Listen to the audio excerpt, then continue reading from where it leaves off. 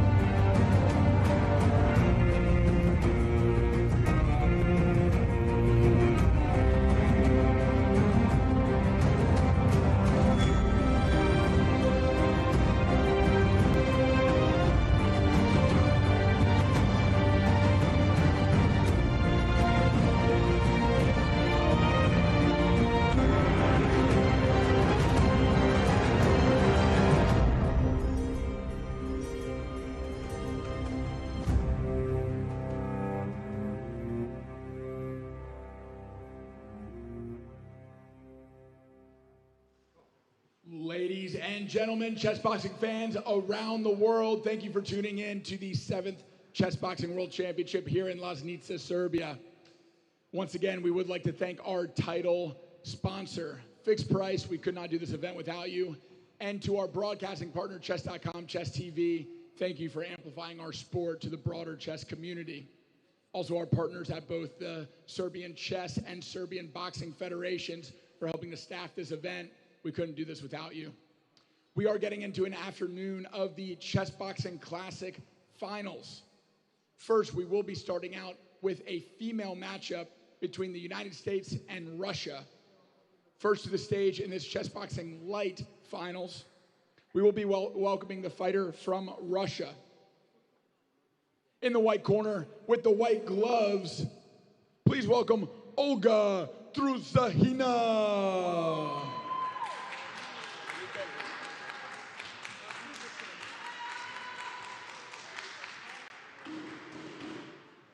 And her opponent, hailing from the United States of America, in the black corner with the black gloves, please welcome Tuba Bayram.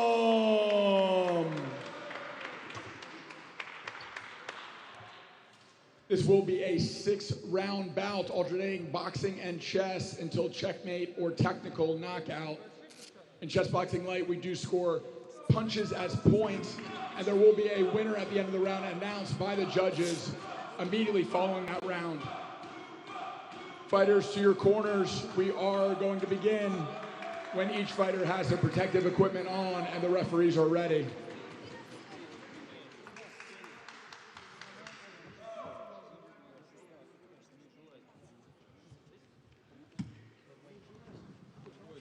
The weight of this lady is 50 kilos.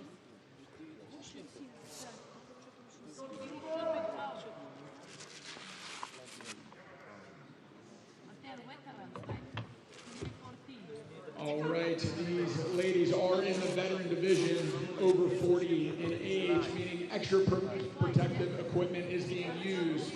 That is helmet and heavier gloves.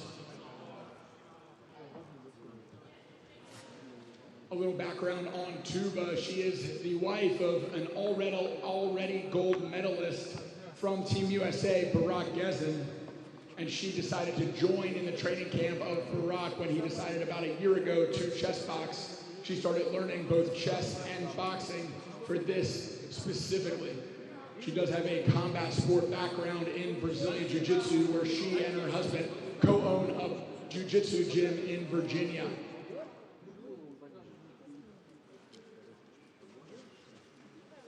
Final instructions are being given by fighters' corners. Sergio, our referee in charge, hailing from Italy.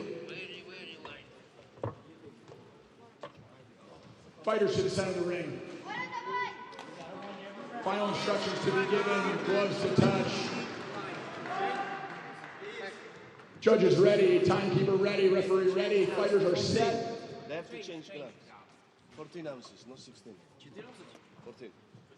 Yeah. And we are switching out the gloves for the correct size. 14.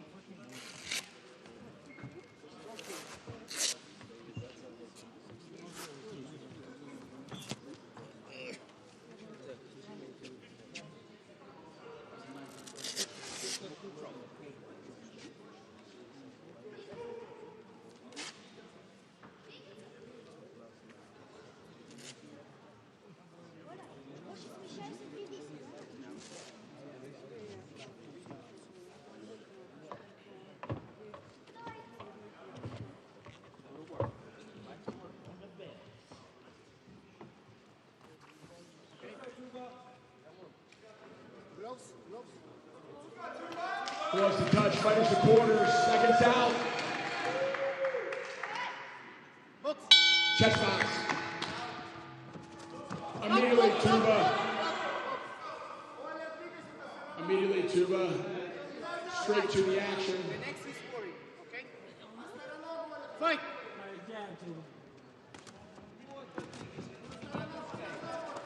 Immediately getting you back into the action is Tuba. Tuba landing shots up close against Olga. Tuba with a right hand landing. stop. Hands up, dude. Hands up. Breathe, Cuba, breathe. Hands up. Box. Hands up. Good job, son. One, two, three. There you go. Circling around the ring. Tuba coming back into the action.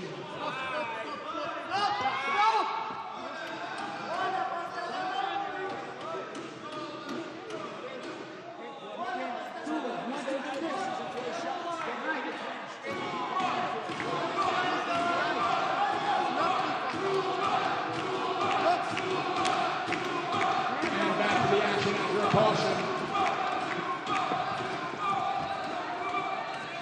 More jabs coming for Tuba. A right hand lands for the Russian. Come here.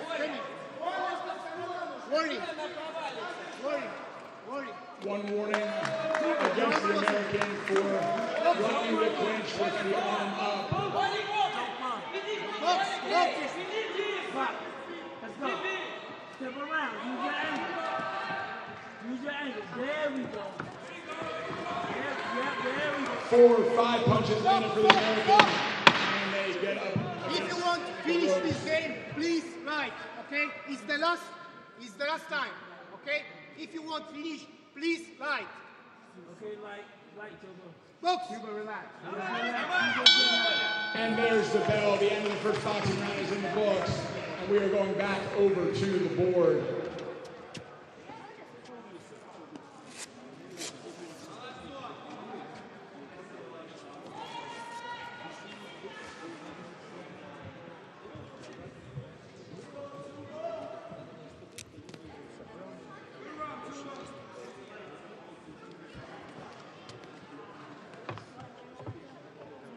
So Will, put me up to date here. What happened in the first round? Well, was there a first round or is this the first round? Oh, so we started with boxing, now we're off to chess and I haven't missed any of the action.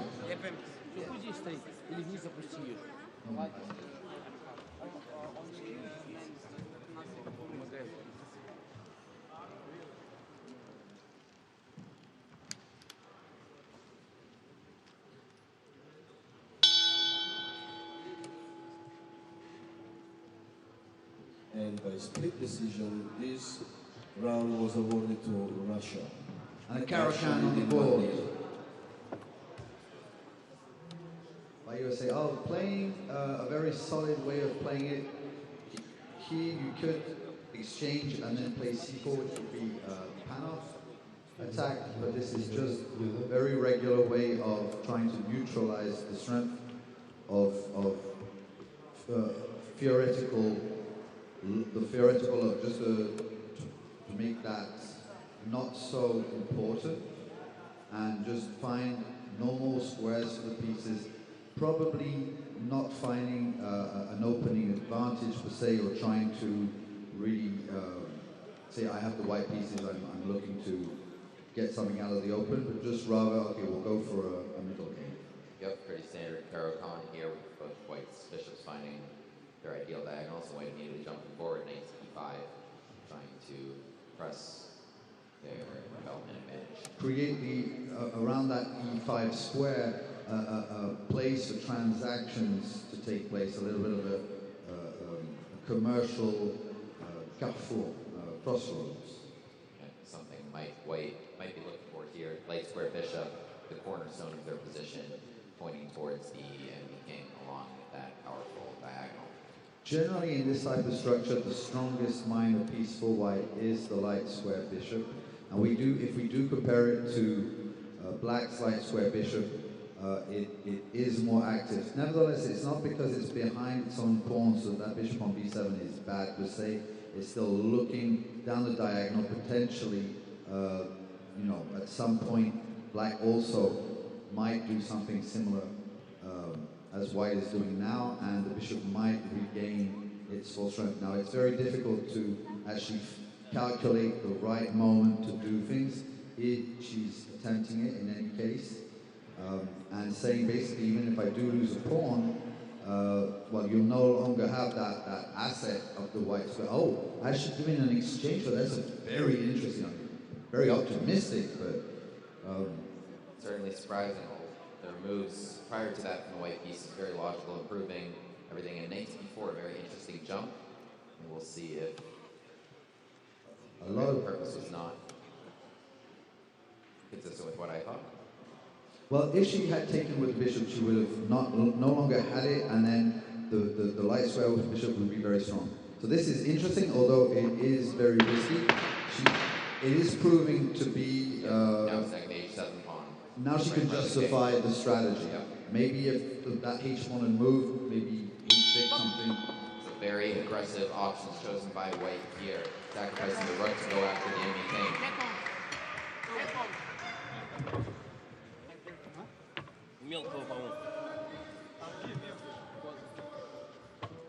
There's the bell. We are back over to the ring. Both ladies getting strapped up in their gloves and their helmets. Russia edging out the first round due to the point deduction in the boxing, which means the pressure is in the Americans' court to win this boxing round.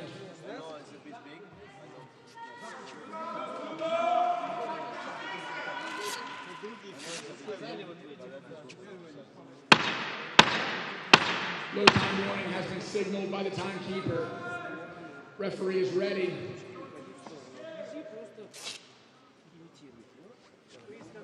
Seconds out. I don't like it. Fighter set. Please, okay, this line. Okay? Back. Box! Chess box.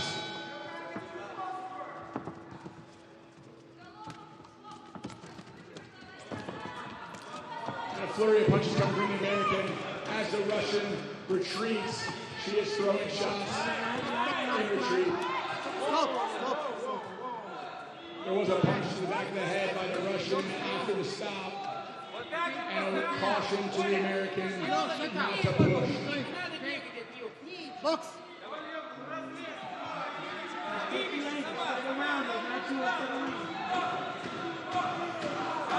Chance for the tuba coming from the American crowd.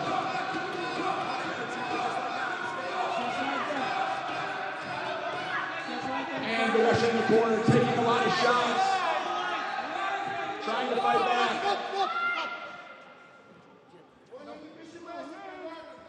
Turn around. Stay focused. Stay focused. And we're getting back to the action. Tuba in the center of the ring. A nice jab lands for Tuba. The American with the Russian on the ropes again. More jabs being landed.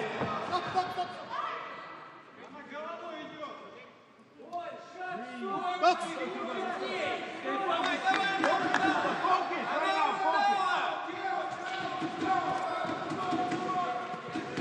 American with the Russian on the ropes again. More punches being landed for the American. The Russian with their arms extended, pushing the American away.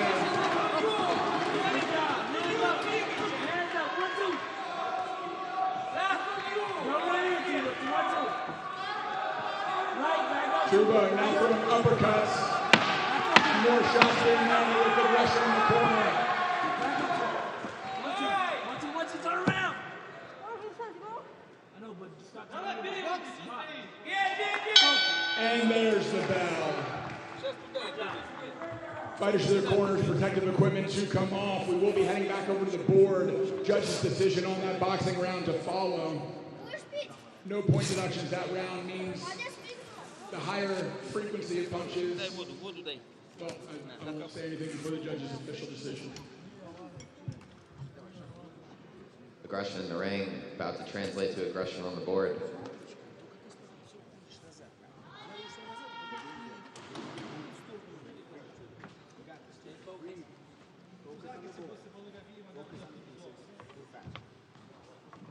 And by unanimous decision, this round was given to USA. So we are 1-1 in boxing. Even in the boxing, harder to evaluate on the board. Yeah, I'm not sure if that is 2 pawns now for the exchange plus the attack. She has hit the light square bishop. So an exchange down, but maybe that rook compared to a piece will only serve maybe later on in an endgame. And I like the decision Black is taking here. If you are getting attacked, you want to trade pieces as much as possible. Absolutely, go towards that endgame. However, now the queen's duties appear split between defending the bishop and recapturing one. We'll see if the calculation is correct. I'm not sure how many. I'm going to count once all the pieces have been exchanged. And now obviously the queen taking the bishop means that it no longer defended his own. So we still remain with the same number of pieces, but that exchange has been and that rook has been snatched. White now with an extra bishop and knight. Yes, and unfortunately it cannot be taken back. It would have just been material equality.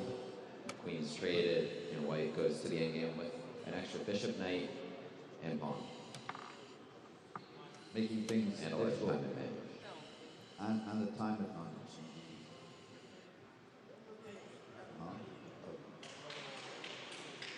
And interesting, that's an illegal move, I believe. Illegal, yeah, the pawn.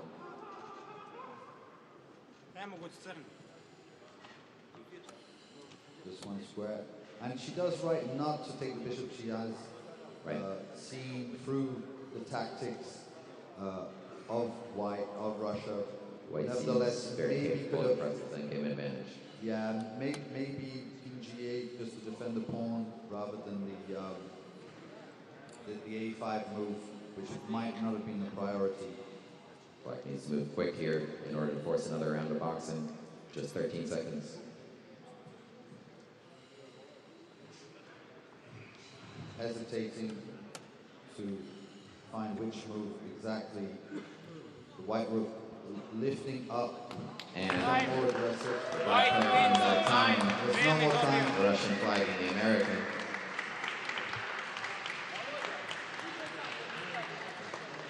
As the chess game ends in a Russian victory. Official decision to follow. Fighters make their way to the center of the ring. У нее еще шахматы, да?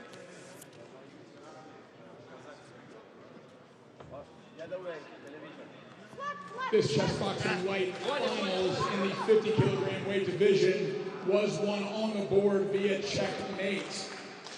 For the winner, in the white corner with the white pieces representing Russia, Olga Druzhina.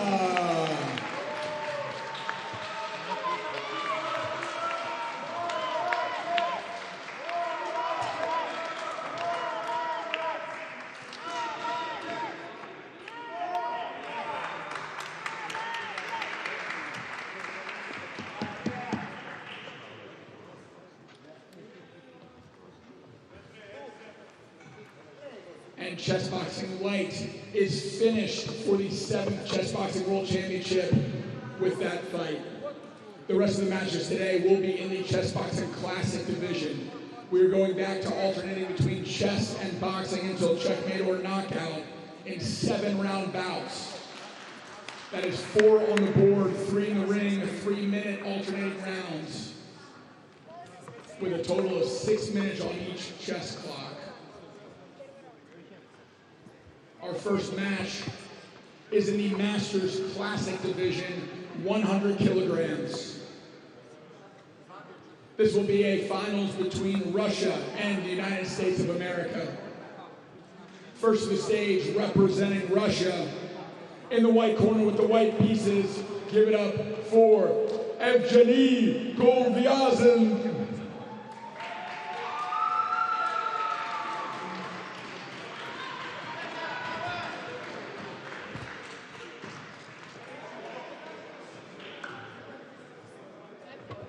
And his opponent, making his Chessboxing World Championship debut, all the way from the United States of America, in the black corner with the black pieces, Wayne Clark.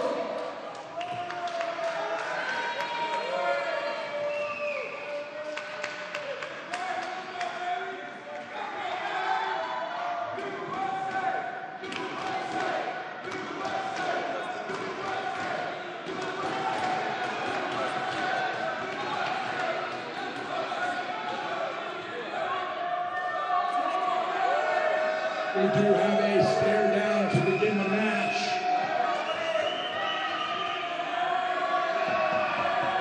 Both men flexing each other, trash talking before the match begins.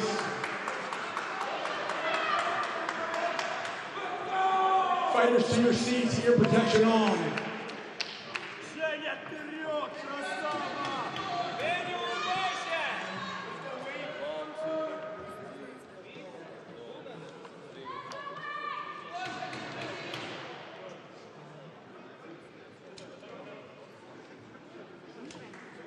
And I will kick it over to our chess co-commentators, Iepe Masters, Carl Strugnall, and William Grafe. There is tension in the air. You know, Carl, they talk about intimidation in the ring, being more confident in the ring, being a real thing, and of course it is true. But intimidation on the board and being scared of your opponent in the board, oh, absolutely, absolutely, and translates the same way. One thing that I often say, people say, how do you still play chess after a round of boxing? I say the first round, even before the boxing, can sometimes be worse because you're in that fight or flight mode, and you haven't got rid of some of the excess energy that's building up, negative energy. And so the first round of chess sometimes is the hardest. Luckily, the gods have placed in Fury, in the first round, so you can sort of go by hand. Depends. Theory here, we see a Caro-Kann advanced variation with white advancing their pawns, trying to claim a stake in the middle of the board. Playing a little bit like the same way you play the advanced French, normally on the immediate c5. With one very notable exception being light square bishop. Exactly. On the other side, yep. So I would say that black actually here is probably happy with the opening since white didn't go for like the really sharp stuff by taking on early on c5 and all this. However, by moving your light square bishop an additional time. So bishop f5, and after the knight came out to f3, redirected the bishop onto g4, losing a tempo, but at the same time just getting rid of that light square bishop once and for all. Right. And a f6 move, very testy with opening principles. Don't always want to move your f-pawn early in the game, and now paying the price. With a very, very That's big a nasty threat. pin. Very difficult to get out of. That is a nasty pin that the Russian has found. See, this is the thing with the f6 pawn being played. Not only has the e6 square been weakened, but also taking away that natural square from the knight on g8. So very hard to develop naturally now. Losing light square bishop here is the cause of all the issues they're experiencing on light squares. Slightly overly ambitious, queen takes c5. Already had something enough and trying to go for more. Not without risk.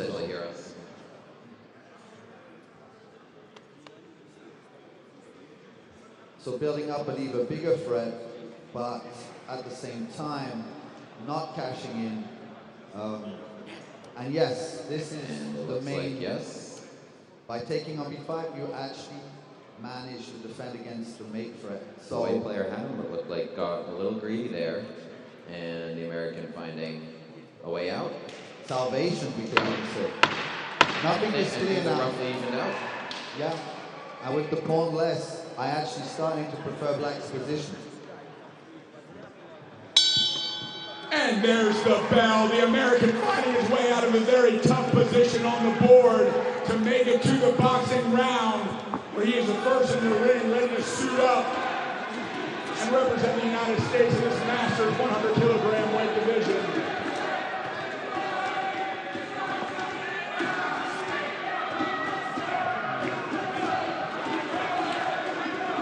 The competing chants between the USA and Russia are palpable in the arena. Energy is rising. In the corner of the Russian, his coach Andrei from the St. Petersburg Chessboxing team. And in the American corner, I am Alexander Velikanov and Jermaine Howlett. We are seconds out from the beginning of this chess boxing round, the first boxing of the fight.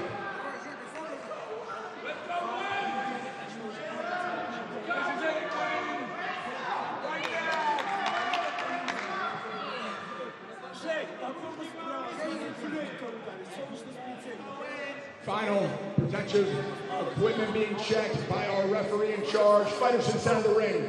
Final instructions to come. Stay focused, Wayne. Timekeeper ready. Judges ready. Close touch. Fighters are set in their corners. We are seconds out. Chess box. Wayne claims the center of the ring. A big right hand right off the bat for the Russian. And Wayne grapples.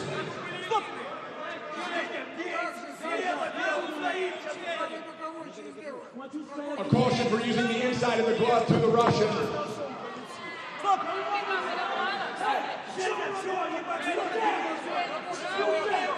Caution for holding on the back of the head.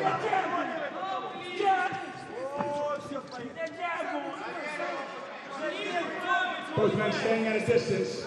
A jab falls just short for the American. A jab lands for the American.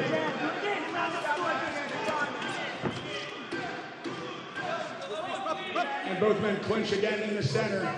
Referee breaks it up and we will restart. Right hand lands for the Russian in that exchange.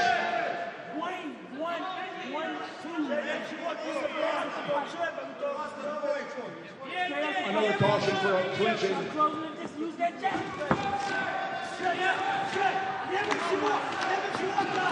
Another jab lands for the American. An overhand right by the Russian goes just short.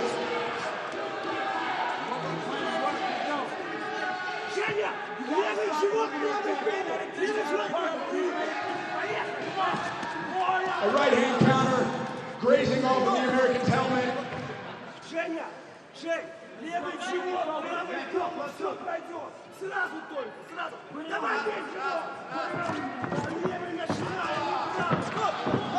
And both men grapple again.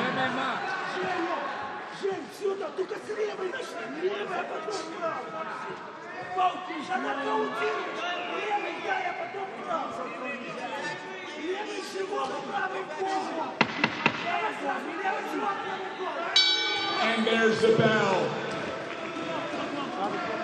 A very interesting round, much more grappling than anything else. A lot of clinching, a few exchanges, not clear which way that one went. But back over to the chess commentators, Carl and William. What a round. Yeah, there was some judo going on. I know there's a lot of other sports who want to associate with chess now. I like boxing to be associated with chess because there's that contradictory nature, right? The contact. Also the distilled element. Hit them in the head, don't get hit in the head. Get their king, don't let them get your king. As Wayne weasels out of being down a piece and now is down just the one pawn. Oh, he is down a pawn. Gets a nice Check. Yeah. Generally ineffective as bishop out blocks. That was basically kind of a jab and just parry, not too hard, and just going in the right direction for White, developing the pieces. Queen moves out the way because he was blocking his own development. And now a queen exchange. That was accepted as the G2 pawn was also under attack, which makes sense. And White heads to the endgame with an extra pawn. And maybe the better structure on the queen side. Yep. And a large time advantage. 3 minutes and 14 seconds to about a minute and 50 change. So yeah, White decided to castle. I probably would have just played, left that king in the center, playing a king like a move like king e2, just bringing the rook in direction. Now places the rook on an ace square. Ah, I get you. Yeah. I get you. That king being in the middle and Wayne only now bringing out pieces. So trying to still capitalize on tactics and like strategy rather than going directly for an endgame, believing one pawn will be enough. Right. Maybe just because the queens are off the board doesn't mean all the dynamism is set. Well, most probably you can get a winning endgame with just one pawn, but then you're going to have to have a very technical, and you're going to have to start thinking about And now that's 2 pawns and a bishop. As that rook on the e-file had a few other things to eat. So just White trying to trade. trade. Now head material, yep. And taking, that's an interesting choice. At least the rook is going to remain active, but there is a check now that black has to get out of. There's only one way to get out of this check. So we're not giving away anything by saying so. However, their times are low enough to force an additional round of boxing. As Wayne Clark faces a 10 count, having to move here with only one legal move, slides the king over. Yes. When there's only one move, it's the right moment to play fast, because you're just going to get yourself counted. You might as well take another moment in the game when there's a little bit more choice. Or G4 check, not the ideal square for the rook. As the extra bishop is gone, and White's advantage back to a few pawns. But a check on the 8th rank is devastating. Check and mate. There still is one move remaining for black at the moment.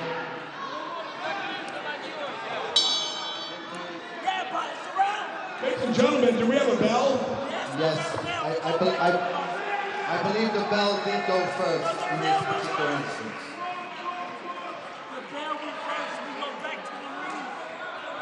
I do believe that there should have been a round of boxing before, but I don't know, because of the DGT sometimes mixes up. We have a dispute over the time of that chess round. Did the bell ring before checkmate was played?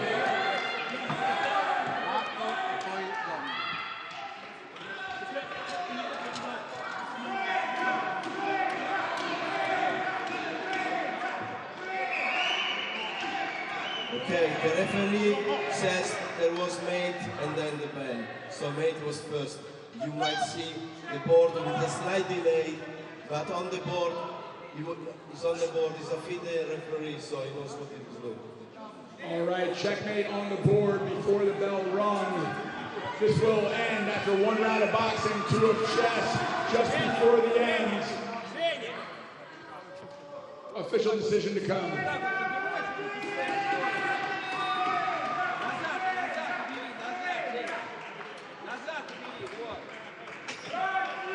And in the Masters Classic Division, 100 kilograms, this final between Russia and USA is decided by checkmate in favor of, in the white corner with the white pieces, Evgeny Kovazian.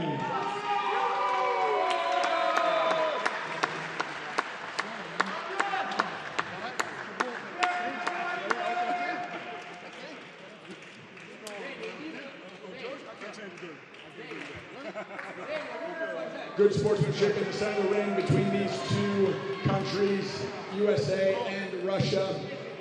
I know how long and hard Wayne Clark trained to be here today, starting his chessboxing training in 2019, helping me get ready for the World Championship in Turkey, finally making his debut. I know he's disappointed to be leaving with a silver medal, but congratulations to Russia on the well-fought victory in the checkmate. And fight number 13 of the Chessboxing World Championship Finals. This one in the Masters 100 kilogram plus division between Russia and Russia. First to the stage in the white corner with the white pieces. Please welcome Andrei Akayev. Ja mom bratu sudim. Moj brat.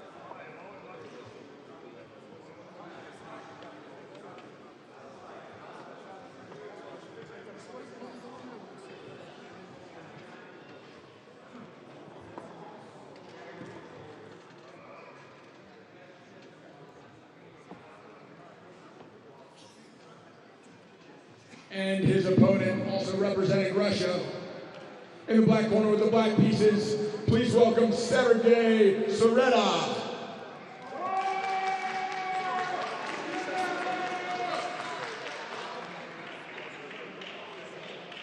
This does seem to be a rematch of the Chessboxing Light Super Heavyweight Finals.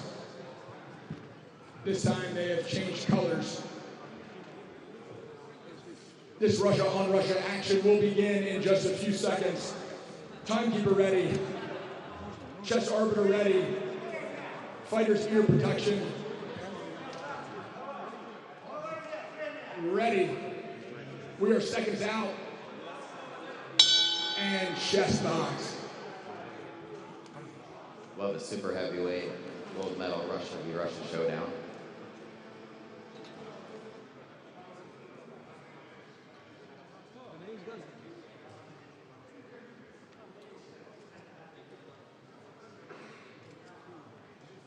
Iepe starting out with He's thinking on the very first move.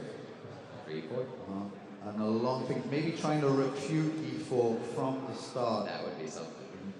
I know, I have a very funny story on that when someone thinking 45 minutes after the move D4, finally playing F6 and said, I was trying to refute it in medias. He lost the game. That makes sense. C3 chosen. So a type of like Alpine, but against the Kurds rather than the Sicilian.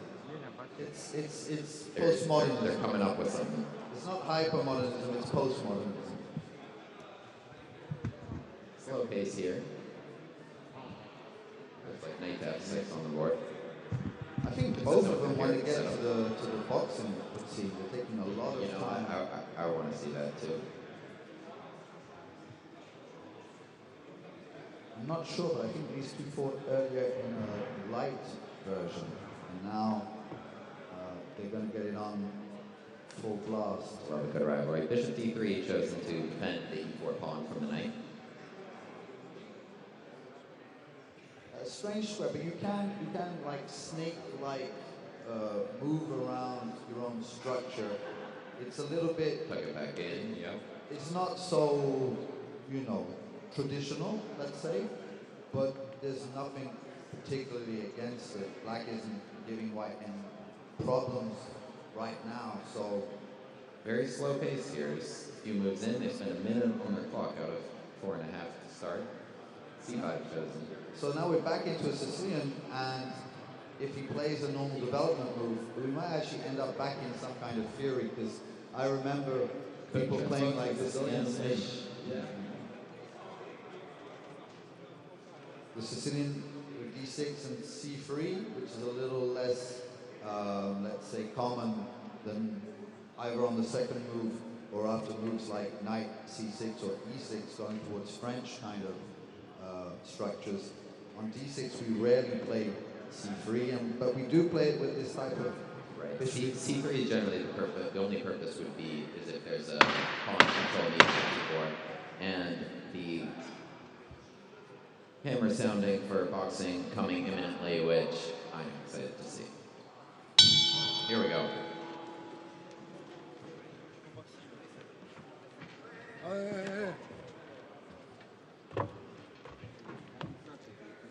And there's the bell. These super heavyweights are making their way into the ring. Once again, this is a rematch from the Chessboxing Light Finals, in which the fighter in the white corner won. In that match, he did have the black gloves and black pieces.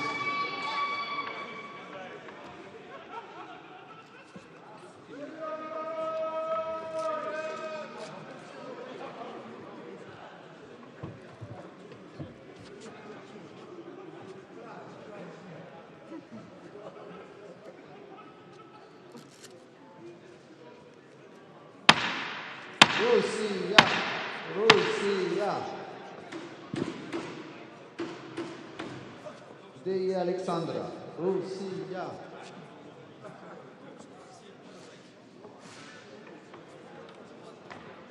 The low time warning has been signaled. We are seconds out.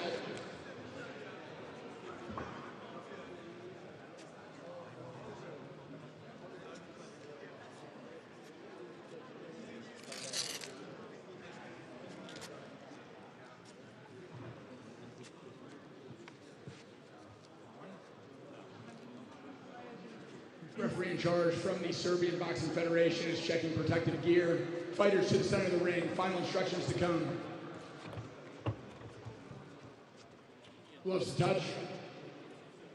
Timekeeper ready. Judges ready. Fighters set after gloves touch. Seconds out. Chest box. Black takes the center of the ring. Double jab to start the round. A lead hook goes just short for White. A jab and a hook to the body landing for Black. Black shuffling, dancing a bit as he circles the White opponent. White offering a shot down the middle to counterpunch around the outside of the lead hook. A left hook to the body lands for Black.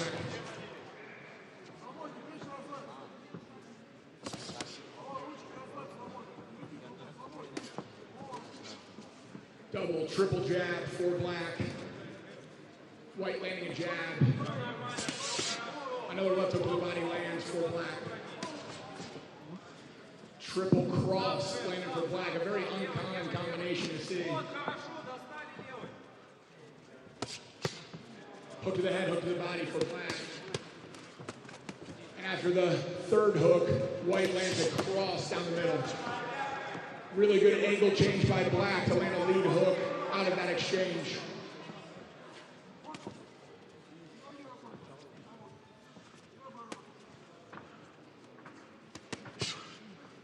Another hook to the body lands for Black.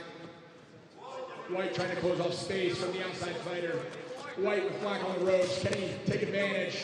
No, he gives him the space back to the center of the ring.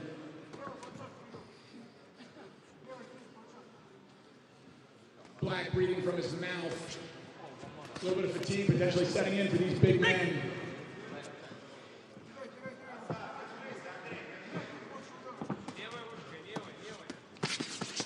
Another hook to the body. Make that 2. And a 10-second warning has signaled.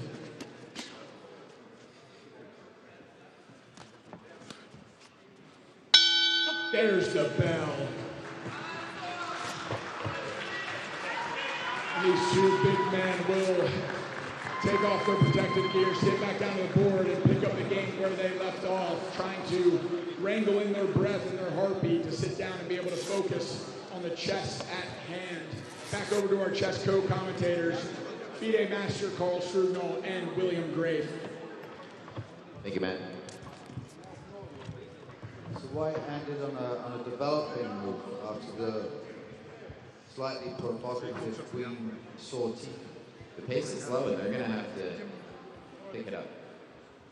Well, they've used 3 minutes each, and they seem to be thinking about their moves quite a lot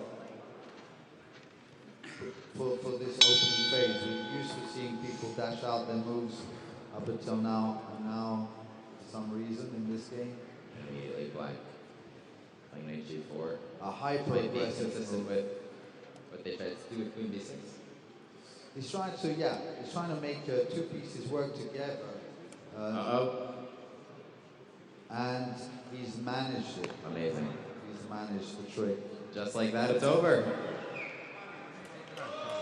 Congratulations to Sergey Serrera. Finds checkmate on move 7. Checkmate! And the Black pieces landing a knockout blow on the board. Official decision to follow fighters to the center of the ring. Bravo, Zete. Два флага, возьмите, где второй флаг? Есть флаг еще, Андрей Александр.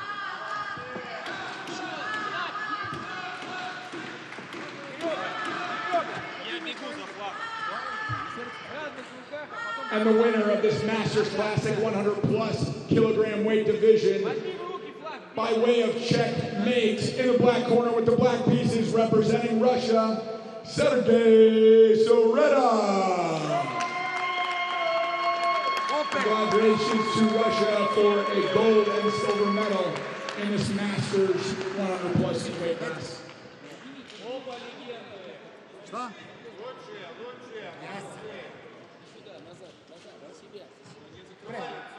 Вот так, конечно, иди так же. Все, замри.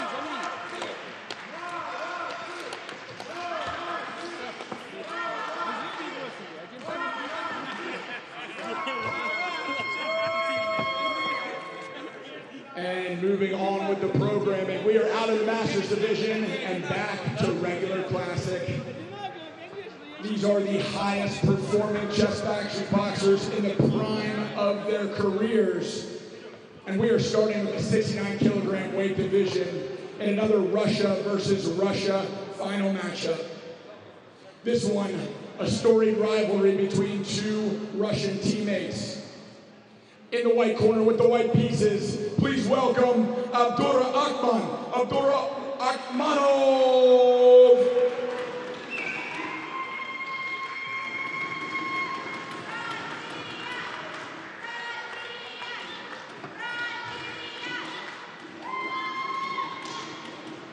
And his opponent. In the black corner with the black pieces, also representing Russia, Iepe Rubingh.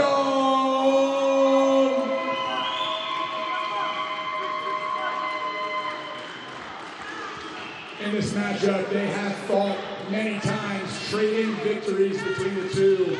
Iepe, known as the better chess player, Abdurrahman, known as the better boxer. But anything can happen in a Chessboxing World Championship final, and we are about to get it underway.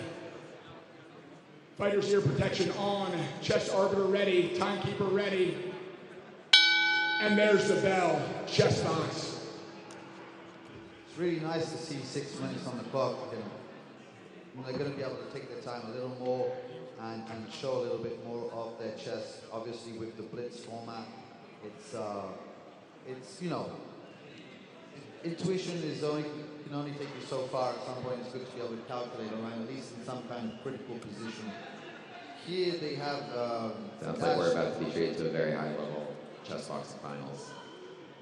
Well, here, extremely fast, they've almost come to the end of the opening, and so we are going to reach that critical moment where maybe the opponents had something similar, the players have had something similar, but not exactly this position. They're going to start comparing to what they know, consciously or subconsciously. Looks like both sides getting into a comfortable setup.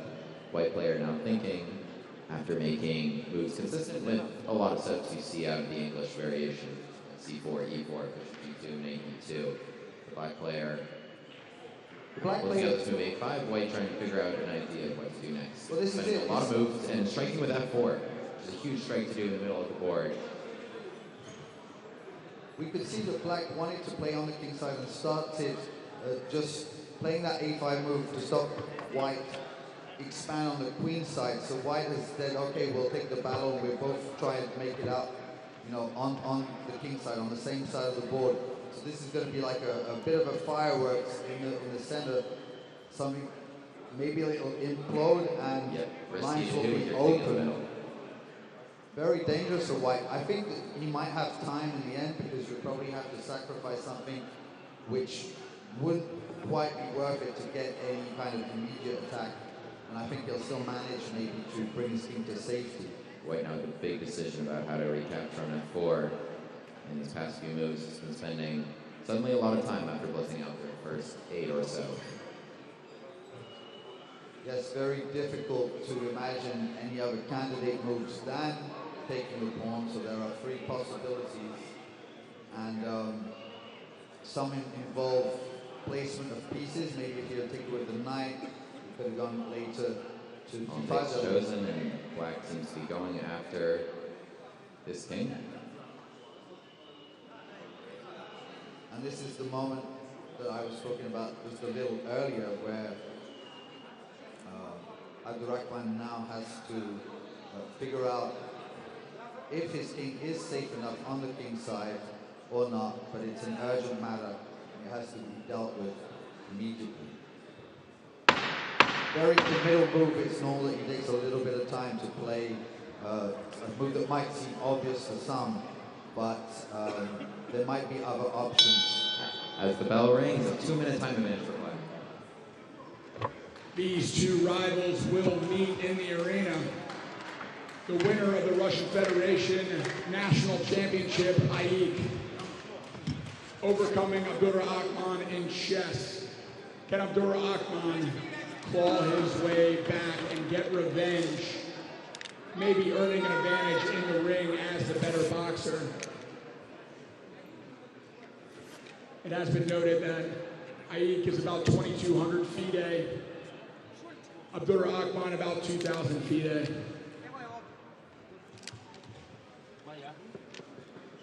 Our referee in charge, Valera, recently elected WCBO board member and head of the Latvian Federation.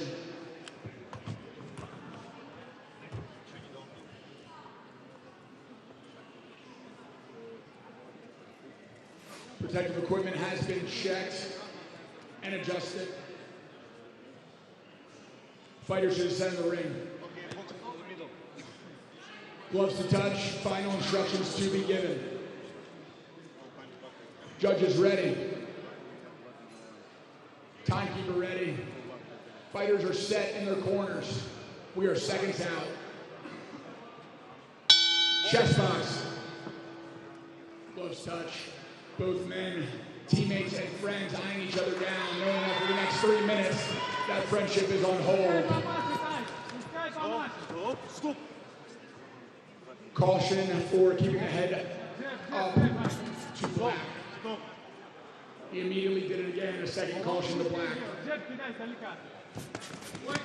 4-punch combination lands for Abdurrahman and 1 punch in return for Iepe.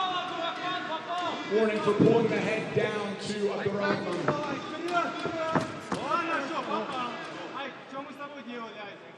Third caution for head down for Iepe. Another jab for Abdurrahman, now fighting with his hands down, loosening up, finding his rhythm. Both men opting to throw a few punches and clinch. Instead of staying at range, a big right hand lands for black.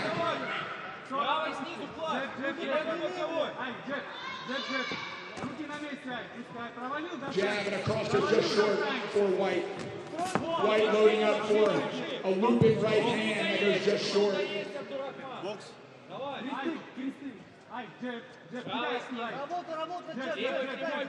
men circling, Abdurrahman not pressing the action. Iepe entering.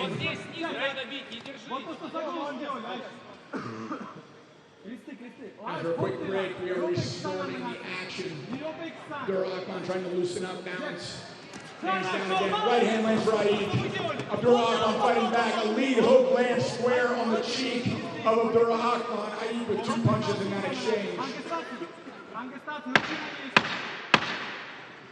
10-second warning has sounded. A nice jab lands for black. Caution for... Okay, they're folks.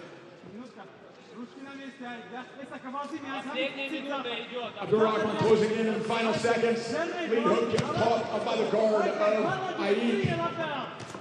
A jab stops Iepe in his tracks. Big right hand for White.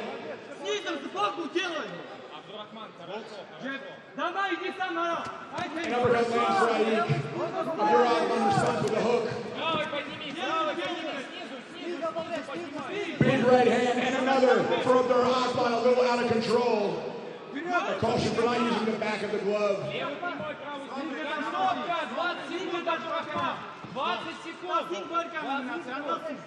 Caution for keeping the head up. 4th caution of the round against Iepe. 10-second warning. And a caution for something with the shoulder. I thought it might have been back of the head. And there's the time. Both men to their corners after a hard-fought round.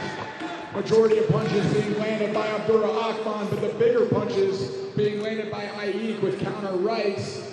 That one could have gone either way as they make their way back to the board and back to our chess commentators, FIDE Master William Grafe and Carl Strudel. Just going to war. Suddenly, big tough decision to make here.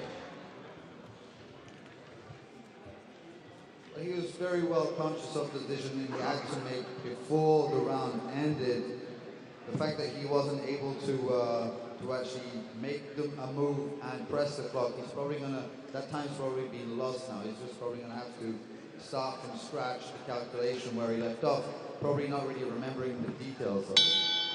Absolutely. When you're in the boxing ring, you're not thinking about much else. However, immediately making the decision to castle.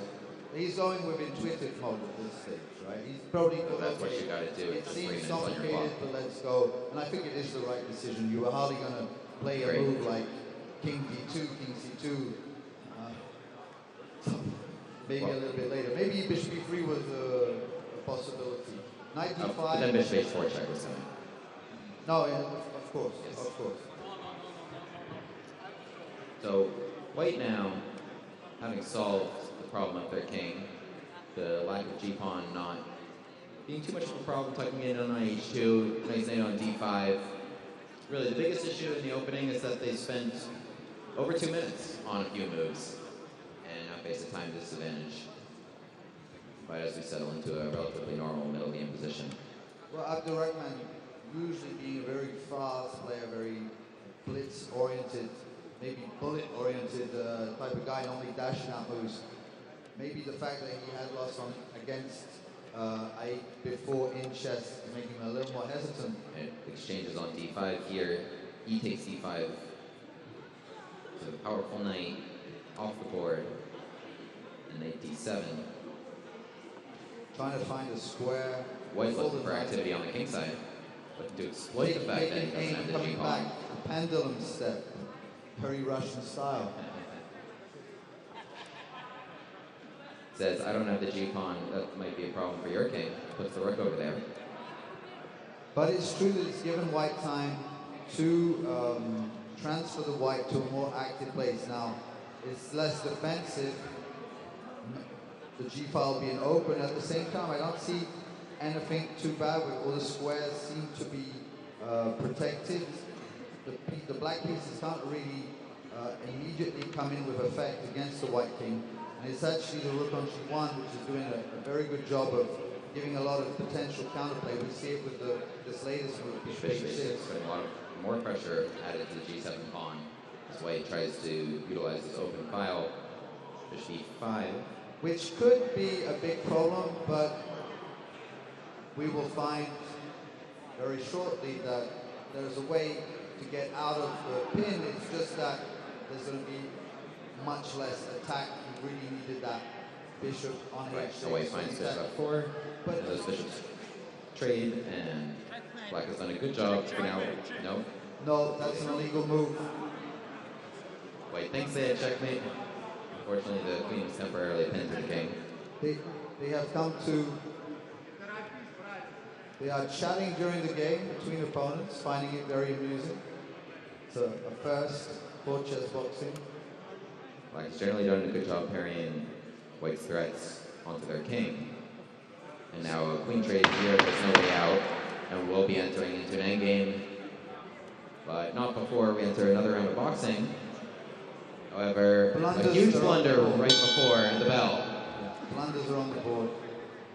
Should have waited maybe to end right before the bell. Huge swing. As the fighters prepare to go back into the ring.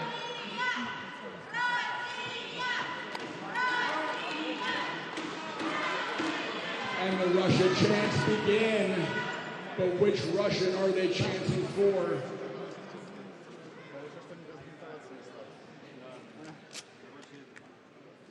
These two rivals, no stranger to each other. So much of what regular matchups do is it's so dependent on that day. What led up to that day, what their diet's been like, what their sleep's been like. With evenly matched opponents, anything can happen, and any number of variables can lead to different energy levels, different mindset. So no matter what has happened in the past, the fresh slate, a new day, and a second boxing round is about to get underway. Here we go. Jab lands for Iepe right off the bat. Abdurrahman coming across with an uppercut. Hook going just short. Three-punch combination landing for White. Big right hand for Iepe. All right, energy level has shifted in this round. Fifth caution for keeping the head up against Iepe. Big right hand for Iepe, right down the center, landing on the chin of Abdurrahman, who does not seem to be phased. He has bulldozed Iepe into the corner. Ladies and gentlemen, we have blood pouring from the nose of Iepe. as he backs away from him. Doctor is coming up to take care of the blood coming from Iepe's nose after an assault from Abdurrahman. This should just be a cleanup, not a medical stoppage. Pressure being applied to the nose.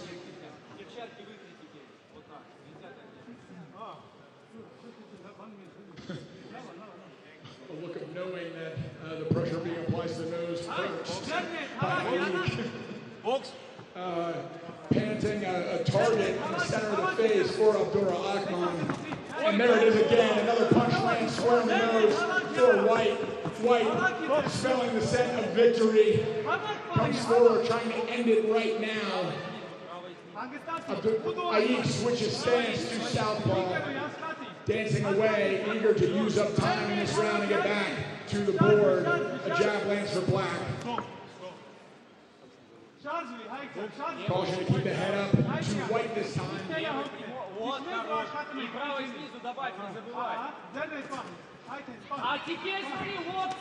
Another straight right hand splits the guard of Iepe, landing square on the chin. The blood of Iepe on Abdurrahman's shoulder as he takes the center of the ring. Iepe sinking an uppercut into the sternum of Abdurrahman.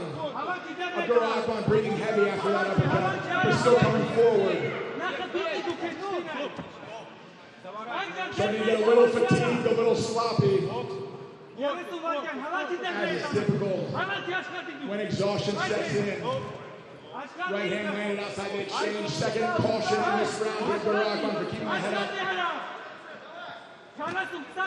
More blood pouring from the nose by Iepe. Jab lands on the nose. And another. Abdurrahman with a target.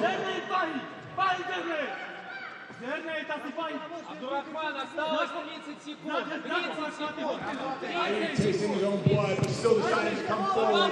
Stopped by a strong jab that pours even more blood from the nose.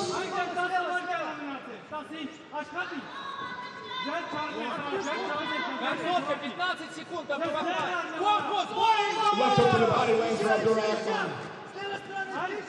Iepe in a high guard, trying to protect an injured nose. Tensei Leone has noted. They meet eyes and smile at the end of the round. Abdurrahman letting his friend know what is about to happen. And there's the bell. Clear advantage in that round to Abdurrahman. Injuring and potentially breaking the nose of Iepe. Overcompensating and defending the head, opening up his body for some big, brutal body shots. But now, we can put the boxing ring behind us because it's time to go back over the board and back to William and Carl. That's a guess here. Iepe wanting to spend less than a minute, not wanting to go back into the ring an additional time.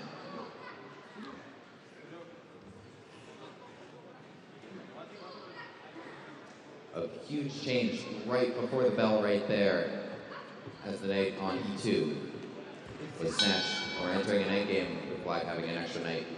It is kind of strange, you know, normally you would expect the blunders to come just after coming back from the boxing. Sometimes it's just before. I mean, apparently in this case... The nerves of hearing the gavel and the bell right there. Black snatching pawns, entering the endgame. The problem trying to is... maintain a quick pace. The pieces of White, two of them are rooks, and it's very difficult to find an open file. Because the knight White trying to cause problems on this G-line. G6 is the correct way, and now we see the power of the knight as a defensive piece. Also blocking in, otherwise maybe potentially some kind of sack on G6 could give mating threats. I don't really believe in them, but at this point Abdurrahman is desperate to find something. Abdurrahman would have to get his opponent's clock, I think, under 3 minutes in order to force one more round in ring. That looks to be a difficult task. Black moving quickly here with an extra knight and pawn in the endgame.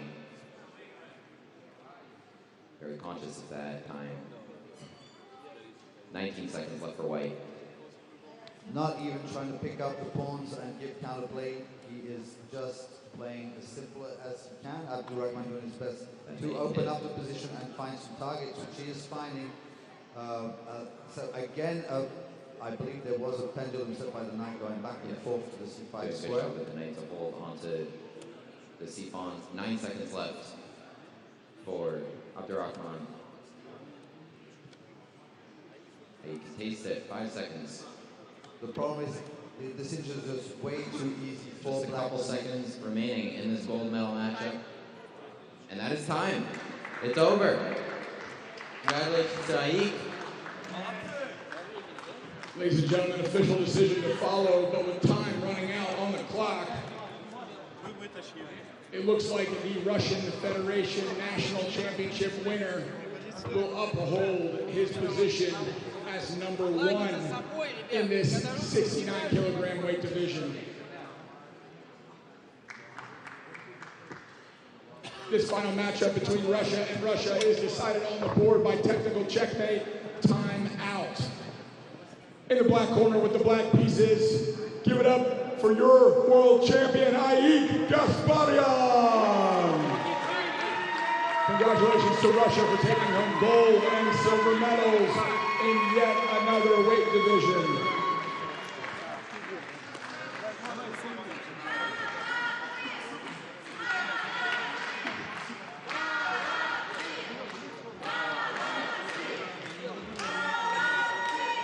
A big congratulations to these two rivals and friends.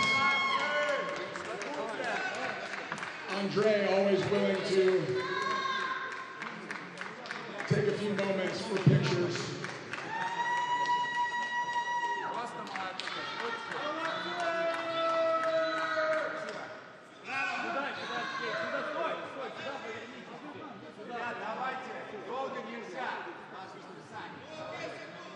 And moving on with these finals, we will announce the next matchup.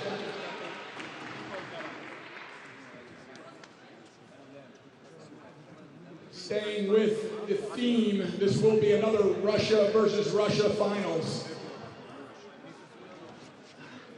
For those keeping track, that's 4 in a row. And the men's 74 kilogram final between Russia and Russia. First to the stage in the white corner with the white pieces. Give it up for Arseny Perevalov.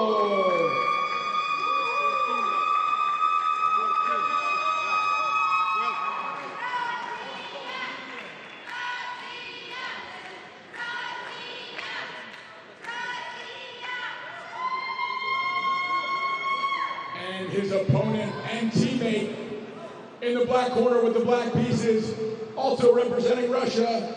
Put your hands together for Alexander Guchko. The 74 kilogram final will be 7 rounds, alternating chess and boxing until checkmate or knockout. Both fighters take a seat, ear protection ready. Once again, thank you to our chess staff from the Chess Federation of Serbia. Our chess arbiters ready, timekeeper ready. Fighters are set. Seconds out. Chess box.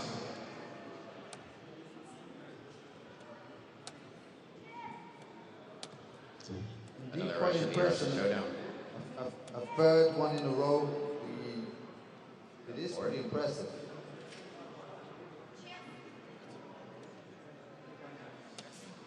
So they seem to be playing pretty fast, white a little slower. Yeah, well, we can talk about the clock. You have to make do with what you have.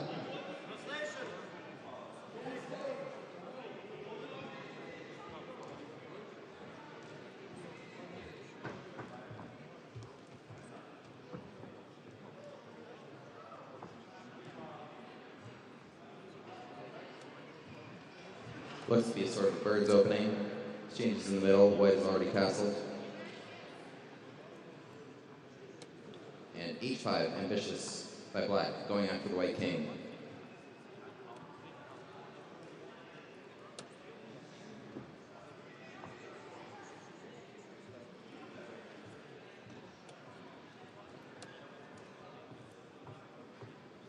king still in the middle. Not showing his cards where that's going.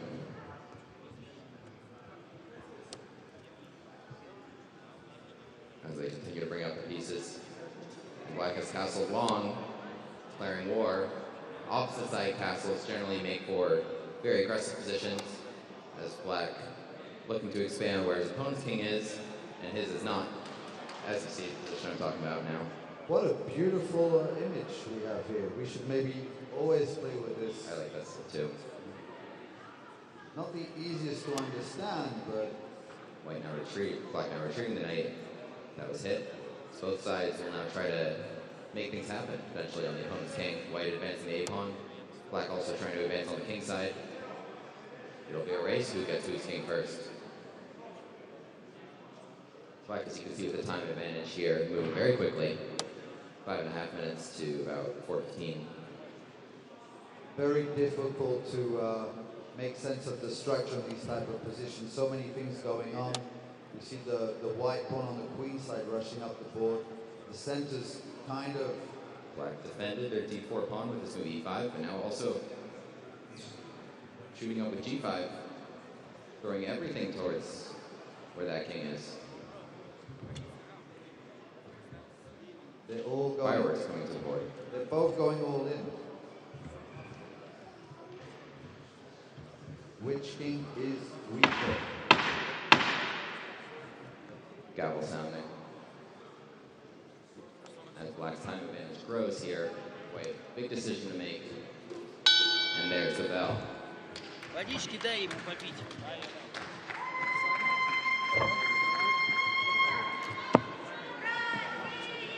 And there's the bell. We are back into the ring.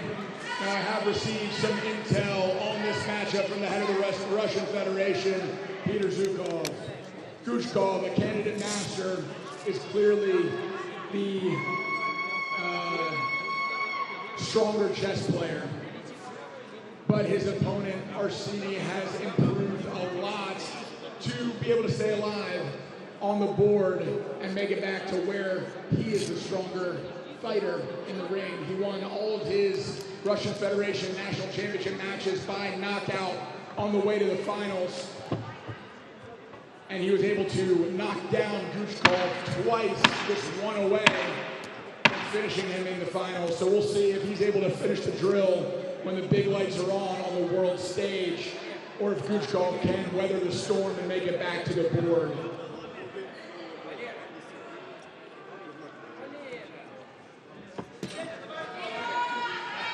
Second half of the World Championship final. There's the bell. Chess box.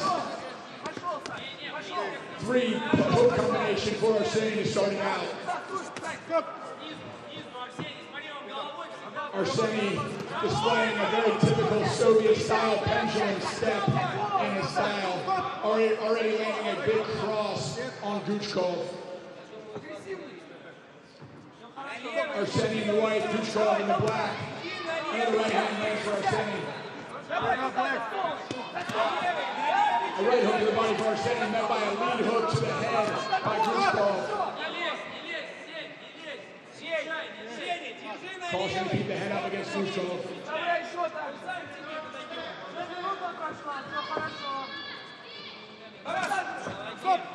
Clash of jabs. Ladies and gentlemen, we have a 1-point deduction warning for keeping the head up against Guchkov. 1-point deduction. And we resume. Arseny closing in. Another 1-2 lands strong. The strike that put him down was technically after the stop.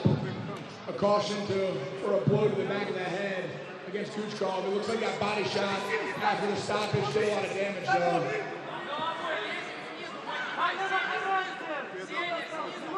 Another caution to keep the head up.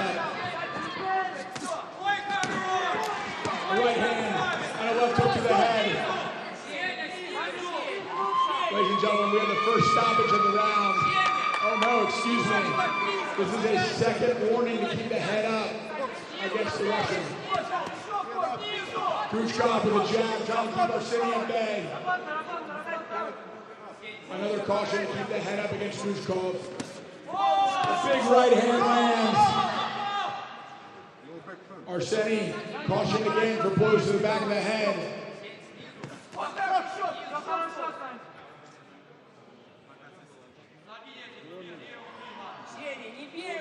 Another warning given to the Russian for blow to the back of the head, 1 point deduction.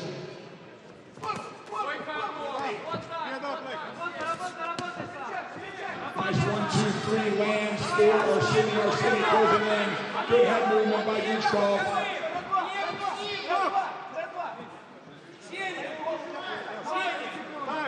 Another caution to keep the head up. Looks like the doctor will examine Grushkov.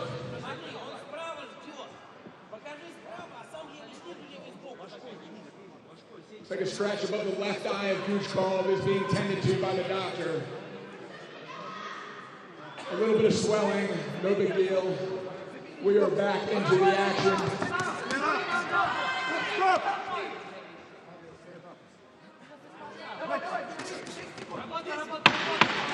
10-second warning. Will Grushkov make it back to the board?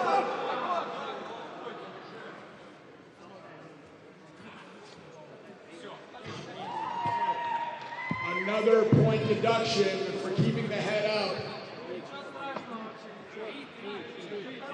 That is 3 warnings in this round. Ladies and gentlemen,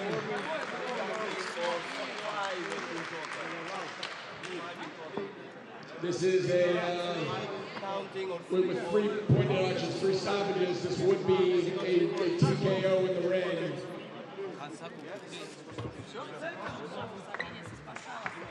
Arseni, the better boxer, wins by 3 warnings against his opponent, who was constantly trying to bob and weave to stay away from the Russian attack.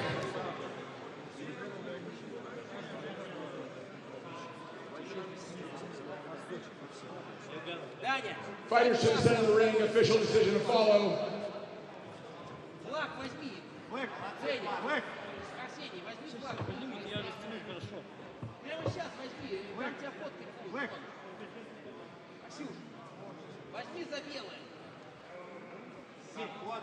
In this 74-kilogram final between Russia and Russia, the winner by disqualification in the white corner with the white pieces, Arseni Perevalov. Well fought by the Russian in white. Congratulations for another gold and silver medal in this 74-kilogram weight division.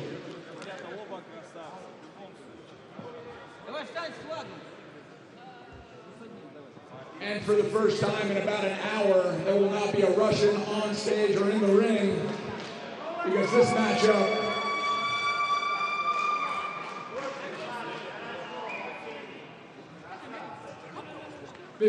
will be between Serbia and the Czech Republic. In the 79-kilogram weight division, we have a finals between Serbia and Czech. First to the stage, representing our host country of Serbia and the Serbian Boxing Federation. In the white corner with the white pieces, put your hands together for Miljan Savic.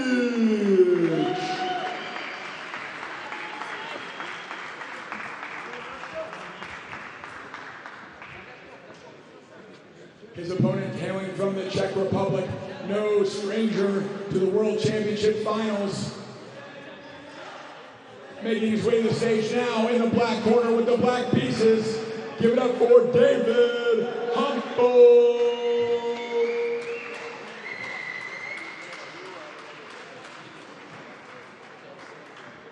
This World Championship Finals will be 7 rounds, alternating chess and boxing until checkmate or knockout. Fighters shake hands before putting on ear protection. I'm very excited to see this, what's going to work out. Our Serbian chess arbiter in charge signals to the timekeeper, we are ready, seconds out. And Chessbox, kicking it over to the chess co-commentators, Carl and William. Yes, very excited to see this matchup between Serbia and Czech Republic. David, basically a very good and tricky chess player, knows how to choose openings extremely well for this format, and is willing to take a little bit of a beating in the boxing and does not mind that at all as long as he emerges victorious.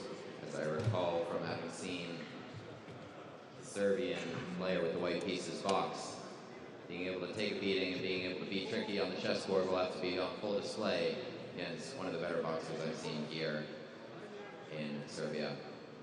Absolutely. Opposite side castles, good strategy, and black player doing what he needs to do, playing very quickly, trying to make an imbalance on the chessboard out of this pseudo-London structure. One minor piece exchange for the moment, and allowing black to clamp down on the queen side where the king is placed. Opposite side castles generally make for attacks. You're going to want to push those pawns and make havoc where your opponent's king is and where your king is not. Black now playing h5 to try to parry his opponent's ideas of playing h5 and g4. White has black has only used up 12 seconds of his clock up until now. White hit backs in the center. Playing fast is going to need to be a strategy, and having to survive as few boxing rounds as possible, I'm sure is certainly on his mind right now. Miljan pacing out his moves rather than dashing them out, just trying to make every decision count. Only Make sure 14 there's no seconds blunders. left.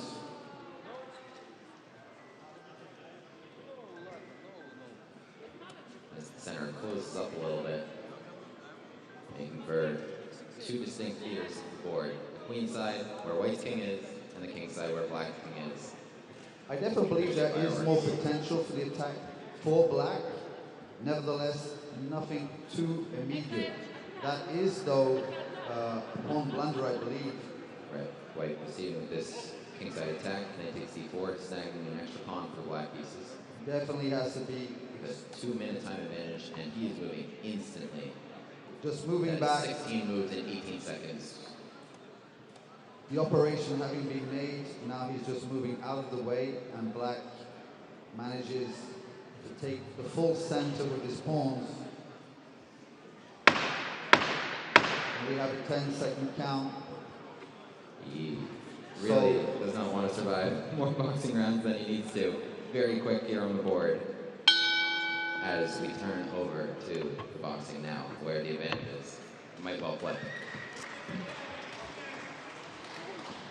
There's the bell, and we are about to get to a very exciting boxing round. Miljan Savic, a national level professional boxer here in Serbia. David Hampel, notorious for his chin, surviving many an onslaught and having some great counters of his own to make it back to where he's stronger on the board. Both fighters will need a lot of heart to come out victorious in this World Championship final.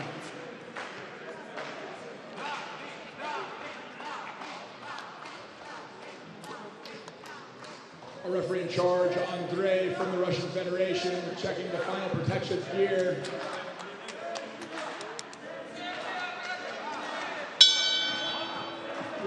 And chest toss.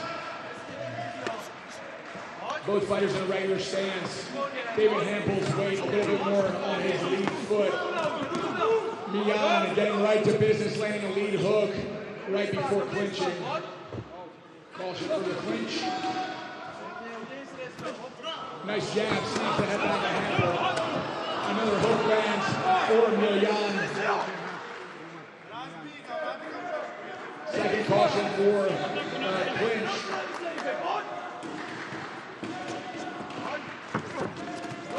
Big right hand lands for Miljan. Miljan lands another lead hook. Miljan's fists seem to be homing missiles coming in, finding their target. Big right hand for Miljan. David Hampel with a counter right of his own. Hampel jabs, trying to keep Miljan at bay. Hampel on the ropes. Big shots being landed against Hampel.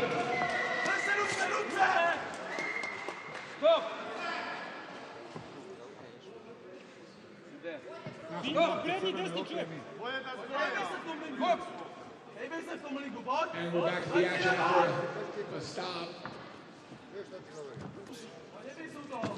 Leon with a big right hand landing on the temple of Andre. Campbell protesting the stoppage, saying he rolled with that punch and he's not damaged.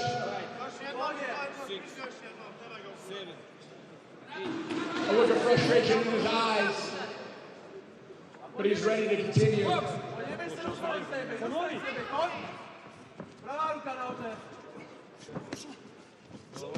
A 1-2 lands for Campbell, and he has stumbled. And there's a stoppage against the Serbian. Campbell lands a stoppage of his own with an uppercut.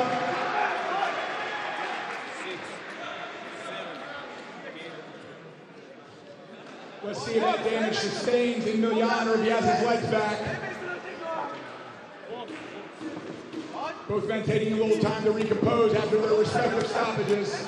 Big hooks being landed against Campbell. I think Campbell's forehead is made of bricks the way he takes punches. Oh, it looks like a warning. Okay, third caution for the clinch. It results in a warning and a 1-point deduction against the Czech Republic. Jab lands for Campbell. Caution, keep the head up. 10-second warning. Big right hand for Savic. Savic with check in the corner. Final seconds of the round. And there's the bell. What an incredible back and forth. Milian with the advantage in that boxing round. And against all odds, right after a stoppage against Campbell, he lands an uppercut to stagger the professional boxer from Serbia, earning a stoppage of his own. Campbell is the first back to the board. Well, we will kick it back over to our co-commentators, William Grave and Carl Strudman. I know what Campbell's feeling right now for that bell to be music to your ears, to go right back to the chessboard after enduring a round box like that. Well, if this would have been qualifying, I would definitely think David is incredible. You know, it would be very difficult. Take all those shots. He's played so fast. This being a final, now Miljan Savic just wants to get another round of boxing, and if he plays his cards right, he might just do that. There's playing fast, and then there's playing 1 second per move, and playing for your chess for your life, not wanting to go back to the ring another time, and that is exactly what David is trying to do here, pressing the issue on the board. Knight takes c4, very spicy decision, with both queens hanging now. Absolutely, this is actually surprising to come back to get such an intermezzo. I think his fear was if the queen moved on to c3. It was a very dangerous one, and David was most probably counting on it. He's finally having to think about it. There's things you're going to have to calculate. The game spends 30 seconds on that move, and I think he spent 15 on the prior 17 moves. So justify it. Instead of going into the endgame where he could have been up a piece with pawn takes e3 and knight recapturing on a5.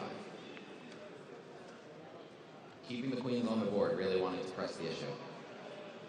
Going after the white king. This is an extremely tense middle game. Under fire, absolutely. And actually maybe White at some point might even have an attack of his own. For the moment, I think it's more about stabilizing the position. You should be very happy that nothing has happened to the queen side where his king is standing now. Instead of that, Black is managing to grab some pawns and maybe have a big pawn center. This is only a material issue though, and the complications that are going to further arise down the road. Very hard to tell exactly. Yeah, Carl, we would be remiss not to mention, in terms of what just happened there, how the boxing just affected chess of both of those fighters, scoring a stoppage on each other, heart rate very high after going to war, and I'm very impressed by Miljan's first move, that knight takes c4. I wasn't even looking at it. He had to stay alive. I think pawn to c3 was coming otherwise, and now, with the queen's opted to stay on the board, he's actually taking it to his opponent's king. It's White's turn for a little Black has to be careful here. A lot of danger. And maybe the problem is that if he tries to take it away, this is more or less... No, Black the one asking for a trade of queens. Black Leon has done a happy great that job there's a bringing it defense, and yet at the same time, most likely there will be another round of boxing. Absolutely. Large time advantage, but can't get the same for the board advantage. White trying to pick up another pawn going into the endgame. And there's the gavel. An imminent round of boxing coming up. The bell has rung with Black's back on the ropes when it comes to the position, but with a massive time advantage. This is a complicated chess boxing scenario. But while we take a break from the board, we get back to the boxing. Both men scoring a knockdown in the last round. And Campbell getting a point deducted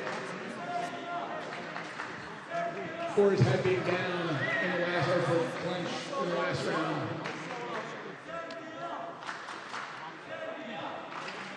Serbian chants starting to echo through the stadium, cheering on Miljan Savic and David Hampel. Look at the determination in his eyes, raising his hand to his countrymen before the bell rings.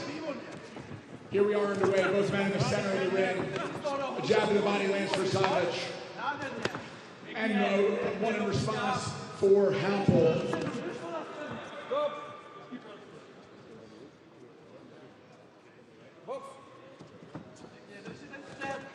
Traded jabs.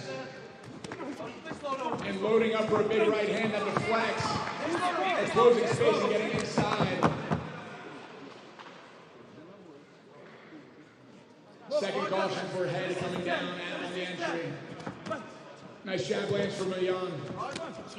And a lead hook. Another lead hook cross. Cross going just through the nose hairs of Hampel. A second stoppage awarded by Andre to the Czech Republic fighter who is protesting that he was not damaged. Signaling he is ready to continue.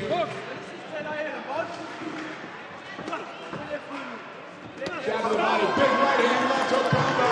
Lands for Savic. Savic with Hampel on the ropes. Hampel protesting. But he's fine, he wants to continue fighting.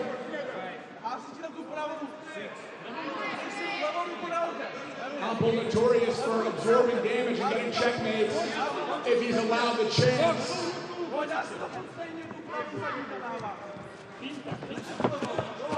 Strong right hand left hook combo. Miljan with his head down in the clinch. And his mouth guard has come out. Hampel to a neutral corner while the mouthpiece is replaced.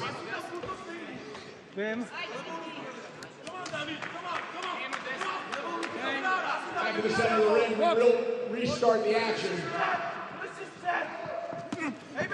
Another left hook deflects off the top of the head of Hampel. Caution for using the inside of the glove to Savic.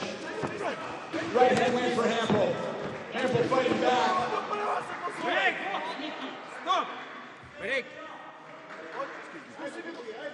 Miljan's toughest test so far, winning both of his previous, or all three of his previous matches by knockout. Hampel hanging in there tough. Nice angle change from Hampel, fighting his way off the ropes, covering up. Miljan coming forward with hooks, loading up with everyone with bad intentions. Caution for clinch. Fatigue setting in for both men.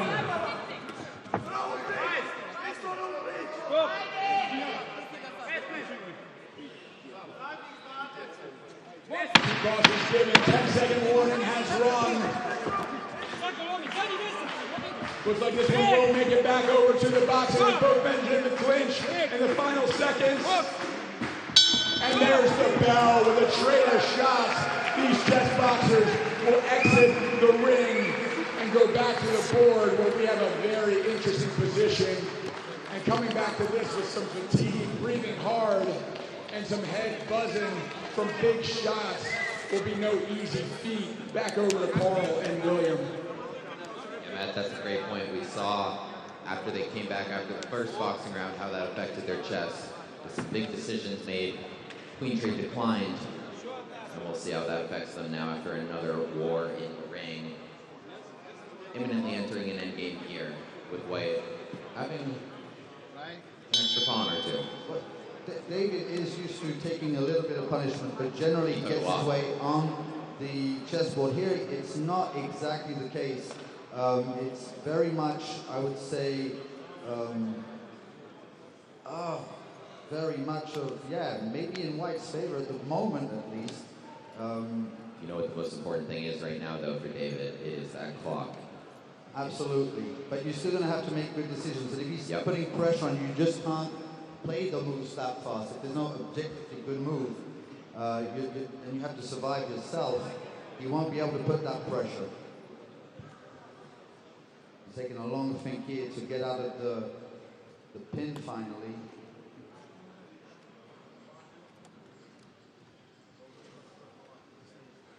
White remaining practical in his decisions.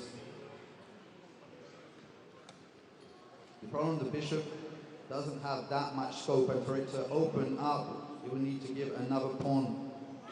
Effectively, the endgame at that stage would not be winnable for black. You would really just be counting on the clock.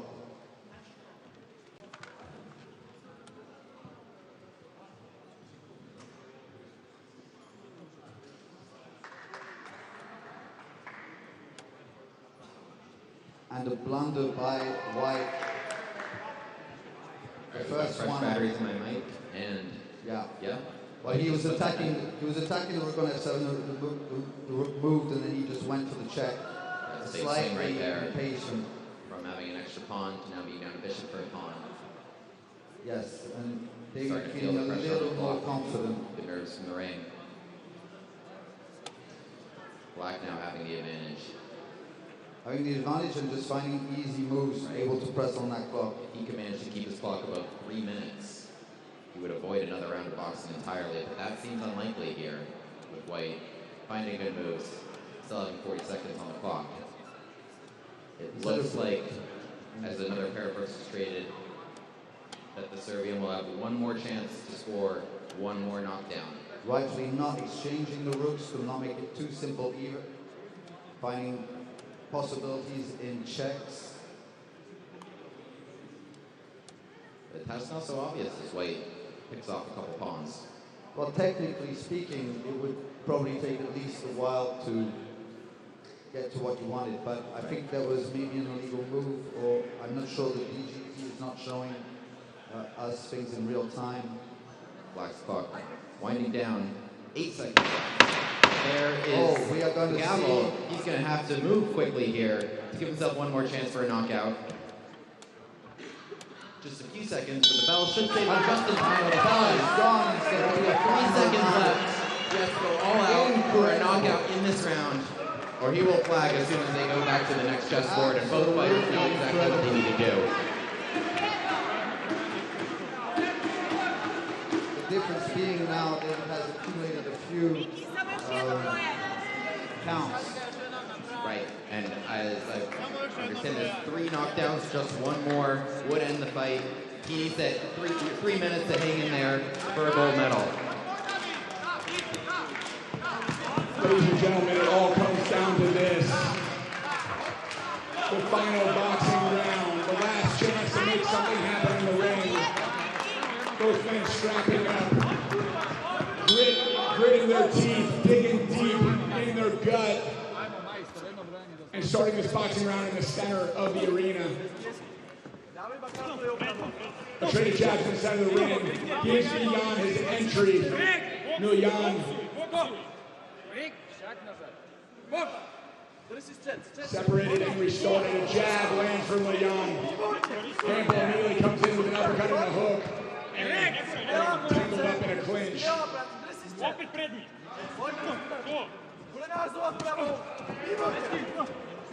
A left hand lands for Miljan in that exchange.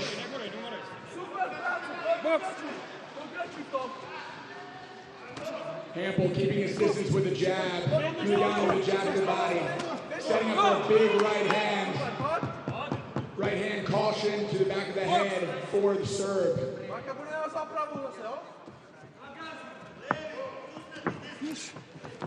Serve with his head down, throws another lead hook.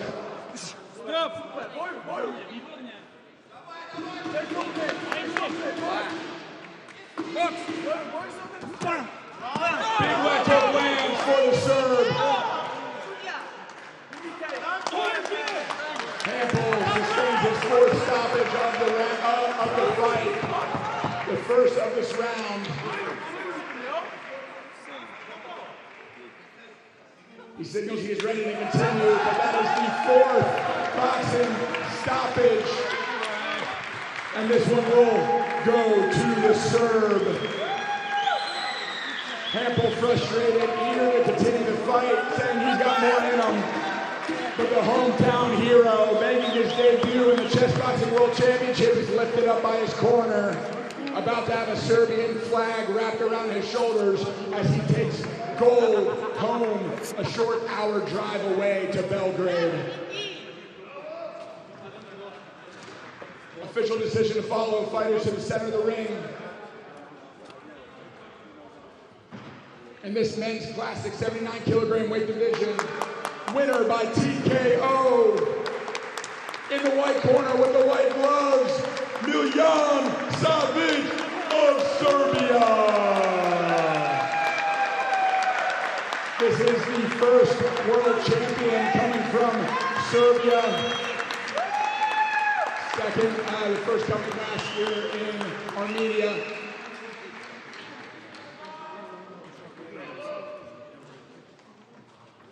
Good sportsmanship from both fighters, going to each other's corners, showing respect in the center of the ring. Congratulations to Miljan, and well fought by David Hampel. We know how disappointing and frustrating it can be to feel like we can continue, but the ref taking that opportunity out of the hands. Well fought by Miljan. Congratulations for the gold, and to the Czech Republic for the silver.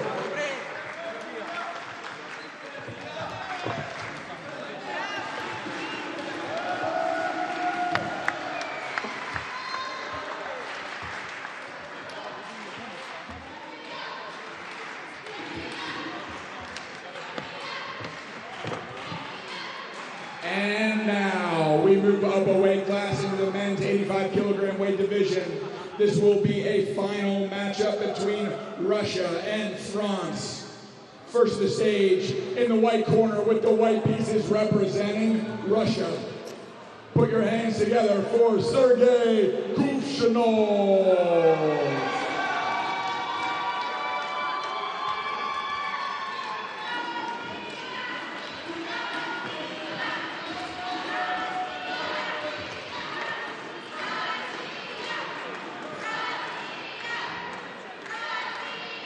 And his opponent, hailing from France and no stranger to the World Championship Finals, in the black corner with the black pieces, please welcome Jules Alwa Juliet.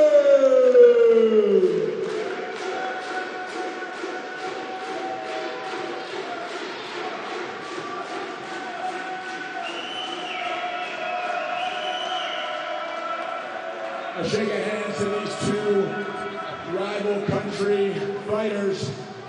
Ear protection on. Our Serbian Chess Federation arbiter is ready, timekeeper ready.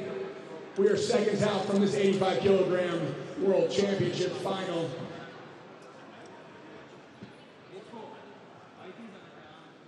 Chessbox. Love a Russia France gold medal chess boxing showdown. Two most successful countries in chess boxing, with their fans very passionate here. As white plays an English setup and black immediately, with nasty ambitions playing h5, looking to poke at this Fianchetto structure on the king side, h5, potentially h4. White playing e3 unbothered. a5. And and d4, striking in the middle of the board. Which is absolutely what you should do. Pawn straight and the bishop moves to the side. White now needing to make a decision with their king. Black needing to make a decision which way is their king going to castle as well. Both sides just continuing to develop.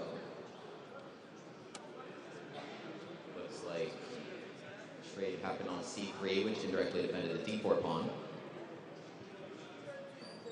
Knight to f6. Still move 11. No sides where both sides are going to castle. Trying to see what the other side is going to do. Black having played h5 and a5 may make things a little complicated choosing a spot for their king. White kicking both of the black knights around. And pawn takes f6. It's a good thing black didn't castle over there. Damaging the structure of black somewhat, yes, but there is flexibility in the position. Both kings haven't castled.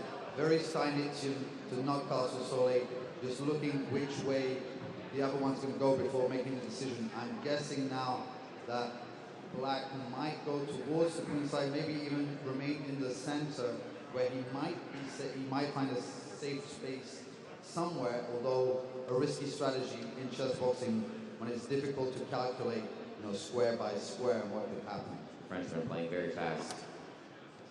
Now he's played 16 moves in about 30 seconds, trying to press the issue. And advancing on the queenside pawns.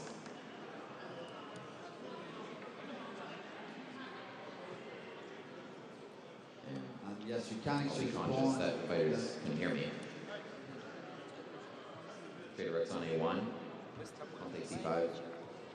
King still in the middle of the board for both sides. That was the latest move 19.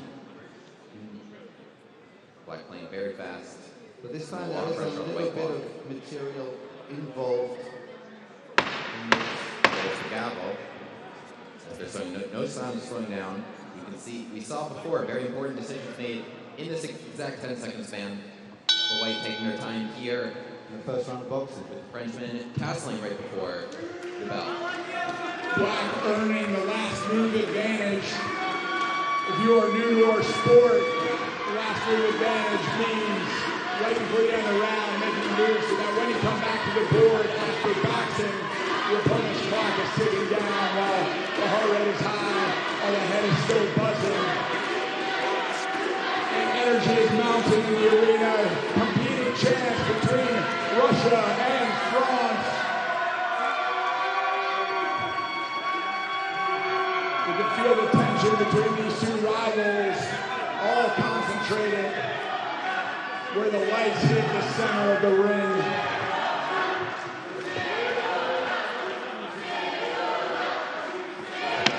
Jules with a big cut over his right eye, stitched up. His Russian opponent, seemingly undamaged from previous fights. And as we know, anything can happen in chess boxing. Fighters should stay in the ring, gloves to touch, final instructions to be given. Judges ready, timekeeper ready. Fighters are set in their corners, seconds out. Chess box. Jules rocking the throwback 2019 French chess boxing jersey. Caution to keep the head up for white. Jules' head his cut was opened by a headbutt in the previous match. Nice job from Jules keeping the Russian at bay. The Russian opting for lead hook attacks so far.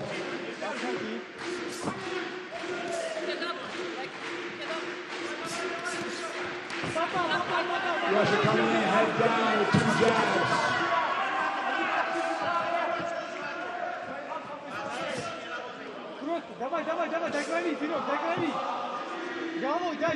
So far, no big shots landed. A few exchange of body touches like that one and jabs to the head.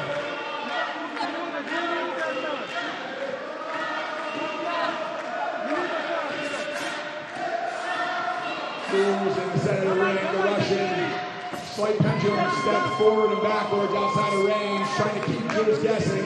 Jules lands a jab. Jab to the body landed by the Russian. Trade of jabs.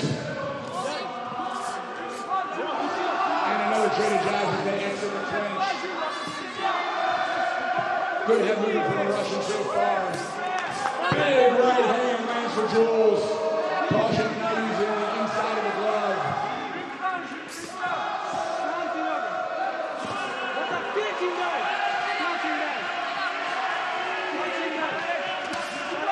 And a trade of lead hook to the chest. Both men are equally matched so far in this boxing round. Mostly a lead arm exchange, a lead arm fight here. Most of the punches being landed with that left arm from both regular style fighters. Lead hook going just short of Jules. Jules with good distance control so far. A double jab and uppercut. Jules does have blood coming from the top of his head. Doesn't look like it's coming from the cut.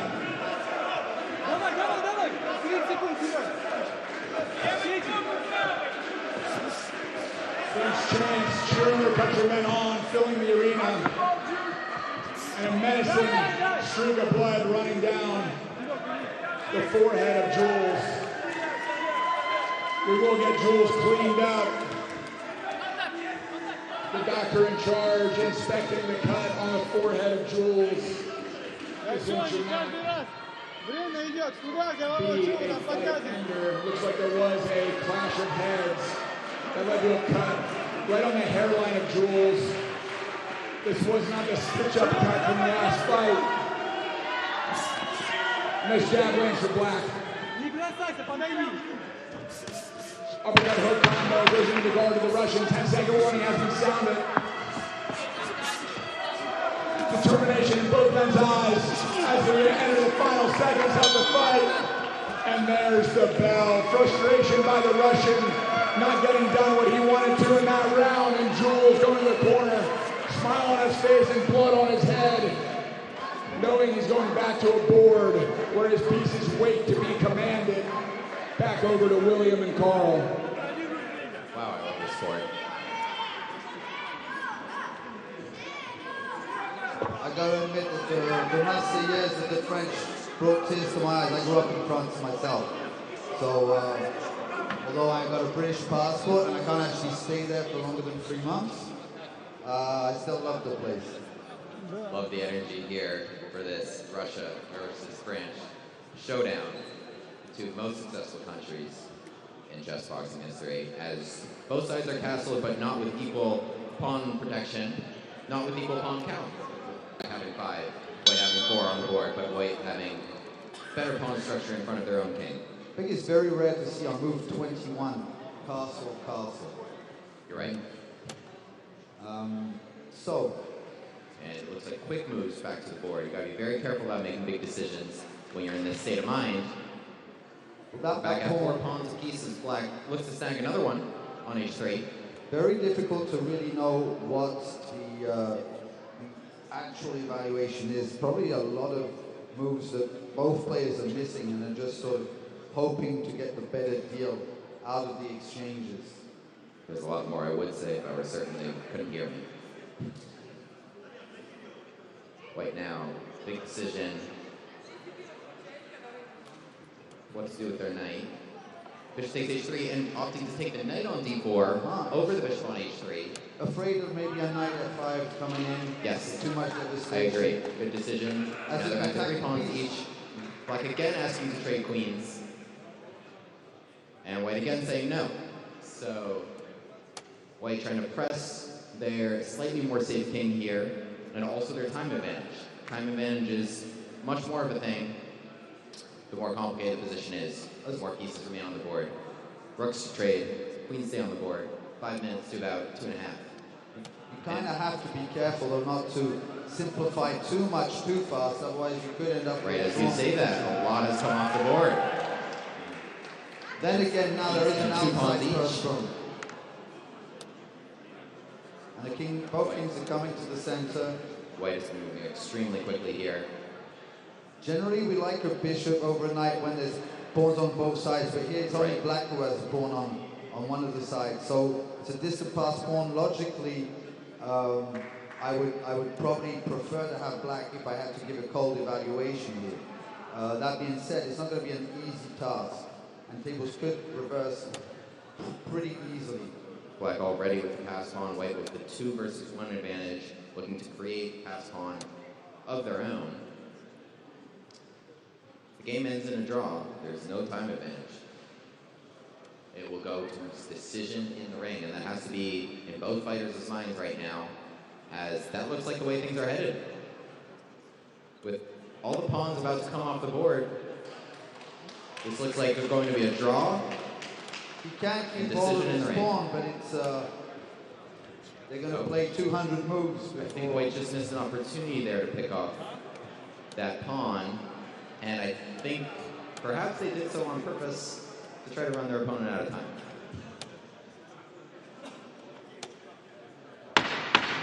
There's the gavel as they go back into the ring.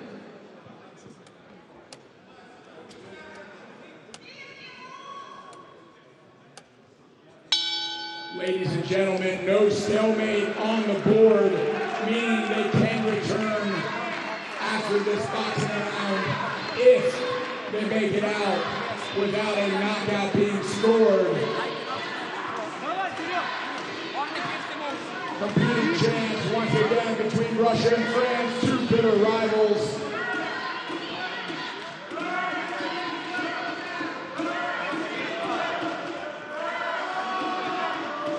Russia starting to rev himself up, dancing in his corner while his cornerman prepares his gloves. Sabri and Paul Duche tuning up Jules, getting ready for the biggest chess boxing round of his life.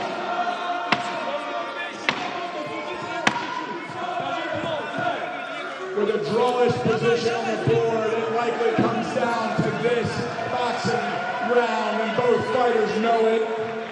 We are seconds out.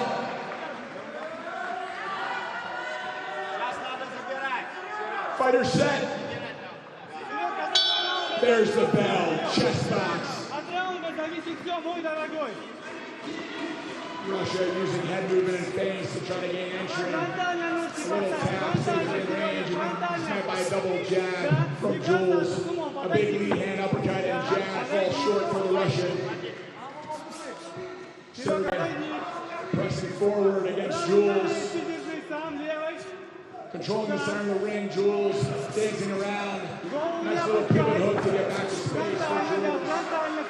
Double jab lands for the Frenchman. And a left hook lands on the guard of the Frenchman.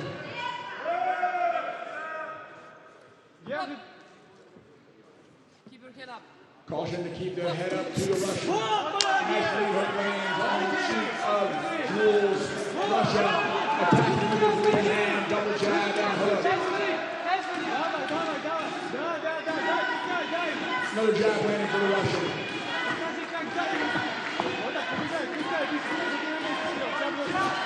Another jab to the body of the Frenchman. Penetrated jabs there in the corner. Before the fighters return to the center of the ring. 2 jabs for the Russians, met by right hand counter from Jules. Jules lunges forward with a lead hand hook. The Russian jabbing him away. Another lead hook landed from Jules.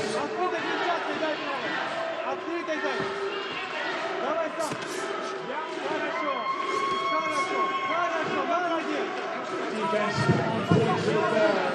No big shots landed for either fighter in this round. Left hook sneaks. Through the defense of Jules. There at the end of that exchange. Right hand lands on the temple of Sergey. Sergey with a left hook to the body. Sergey with a lunging gazelle hook. Joe Frazier style on Jules. Sergey with some head movements and feints.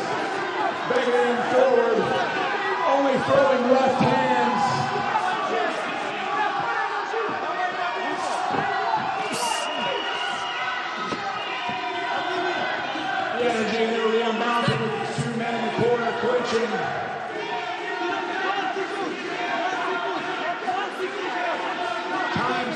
hit low. If something big's going to happen, it needs to happen right now.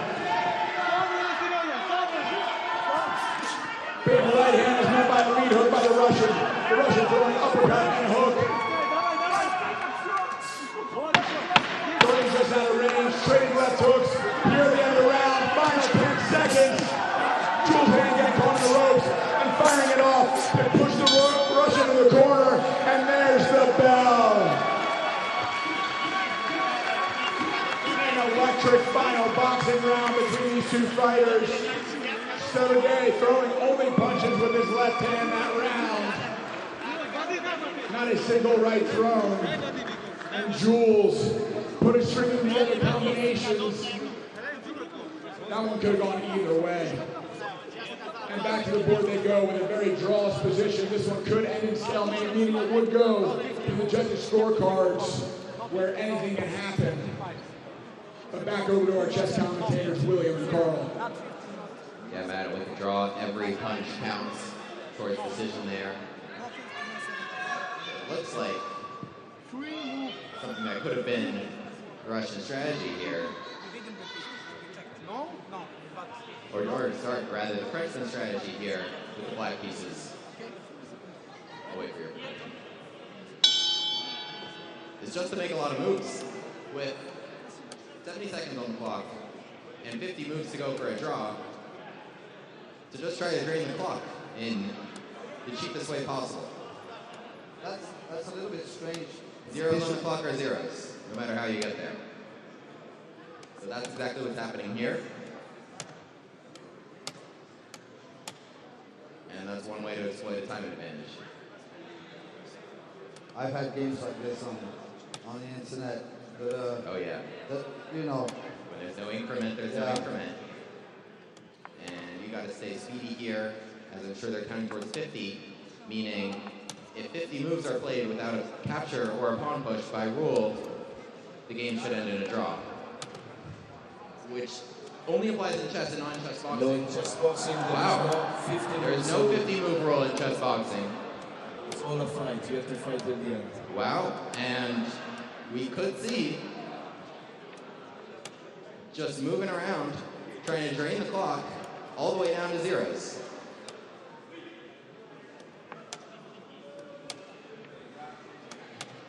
Speed is everything, and if you see the pawn did get moved once. They're just going to have to move fast, fast, fast. The clock getting down to 22 seconds now. The pawn moving again, off onto a dark square now where it can't be captured to force a draw.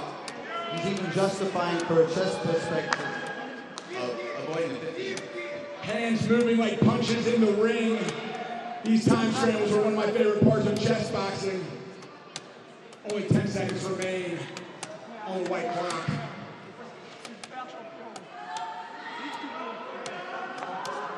Seconds ticking down. Sergey with 1 second. And there's the time. With time out on the board. The official decision to follow, but Jules up a sizable time advantage, plays to it, and edges out a victory for France.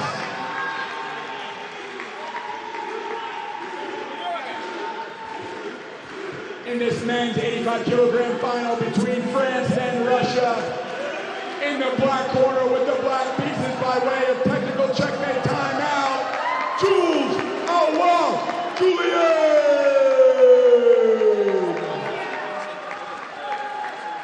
It should be mentioned that his Russian opponent in the last fight did break his right hand,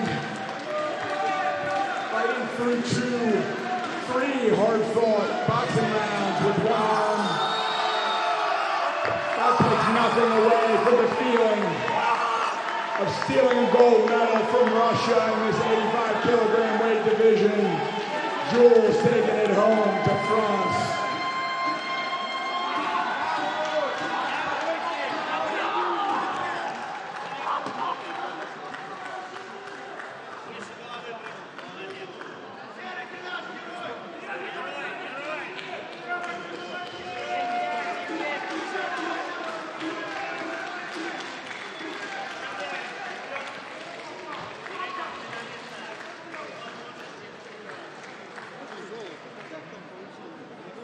And now, we move into the 18th fight of the final day of the 7th Chessboxing World Championship.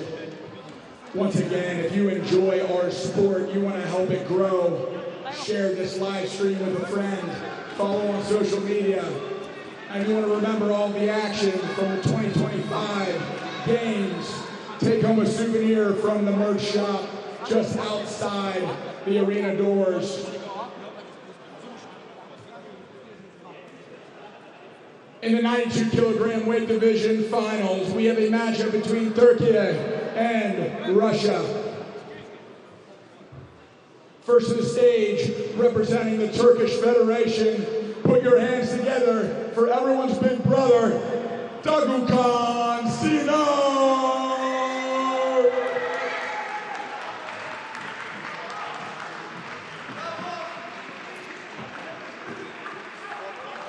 16. I check, please. And his opponent, fighting out of the black corner with the black pieces, representing Russia. Give it up for Sergey Ivanov.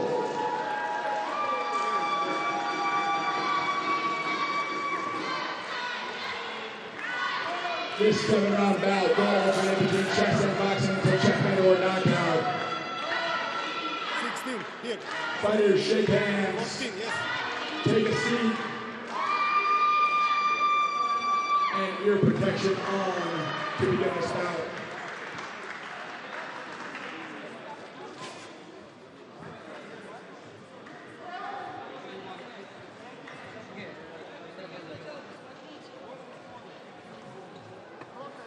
Dagukan, having fought in lower weight classes in the past, has won both of his matches by knockout at his heavier weight division. More mass means more power in his punches. And Sergey Ivanov, having advanced to this finals by way of checkmate, being a very strong chess player. We have a very typical matchup in this World Championship finals. Fighters, ear protection on.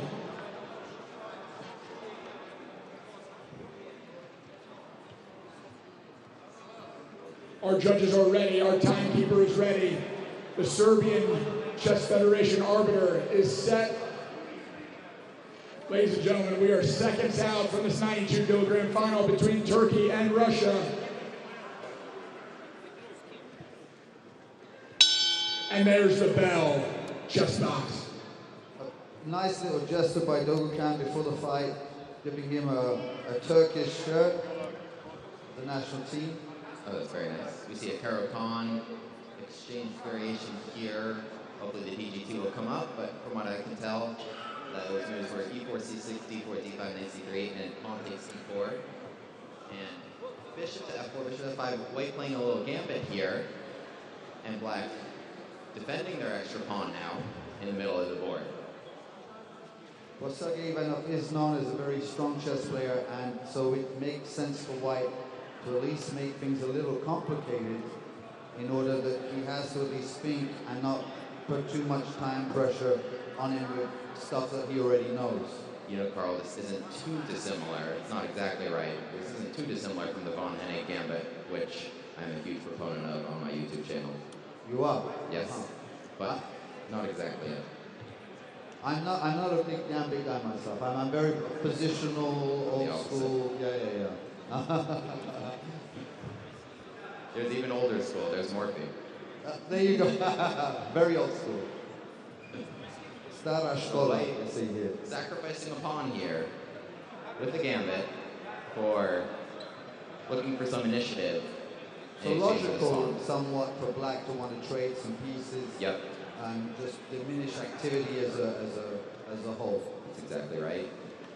And White doing a queenside castle, hoping to potentially castle on the opposite side of the board, and Black immediately pushing where White's king is located. So saying, okay, I have the extra pawn, but I'm also going to go for it. He's a pressure fighter, basically. Pressure fight. Black also, should be noted, moving very quickly, having a time advantage here of more than a minute, it looks like. White chooses a square for the bishop. But I like the pace of Dagukan. Be careful of how you recapture on D3 and takes with the queen, which was defending The bishop on f4, which has just been captured. White had to recapture with the pawn on d3, and now black finds himself not only with an extra pawn, but an extra bishop as a result of that queen being deflected. But it was the first move he played a little fast up until then. He kept the pace. Yes, he was getting down on the clock, but he was choosing his moves correctly, carefully, I mean, and an illegal move being played by White, which as I understand, can count towards a knockdown. Now playing King B1, stepping out of check. Or not. Rook D2 and Black's material advantage increases. oh, because touch move. Yeah, he had to play, he had to move the rook. You're absolutely right, that's an excellent point. And White is going to need to press the issue in the ring. Is the Turkish fighter now finding himself down a rook as we transition to the box out. Down a rook, but not out of the fight is Dagukan Sinar. He's been down before, coming from humble beginnings in Istanbul, where he was raised in a slum. He was picked on in his neighborhood for having a deformed left arm. Muscles didn't grow right, he had a shorter left hand. And a boxing coach saved him from being picked on, teaching him how to box.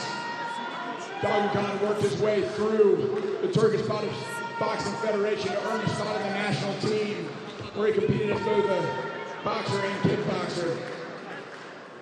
Now, he's mayor of that same town where he grew up.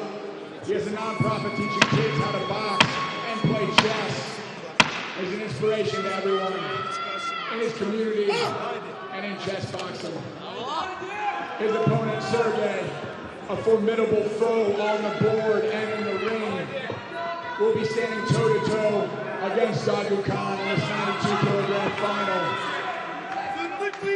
Fighters to the center of the ring, we are seconds out. Gloves to touch.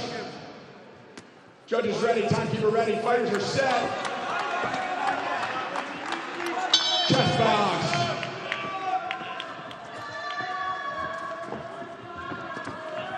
Dagukan pawing at the Russian guard. A slight trip and stumble. The Russia regains his balance. Warning for using the inside of the glove. First caution of the round. Jab lands for Russia. Right hand left hook and a lead right hand switching to southpaw. Lands for Dagukan.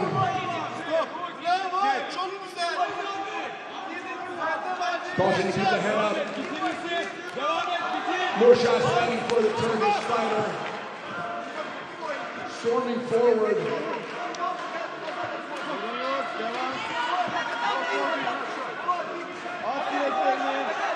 Dagukan coming forward in the high guard. Letting the Russian land a few shots.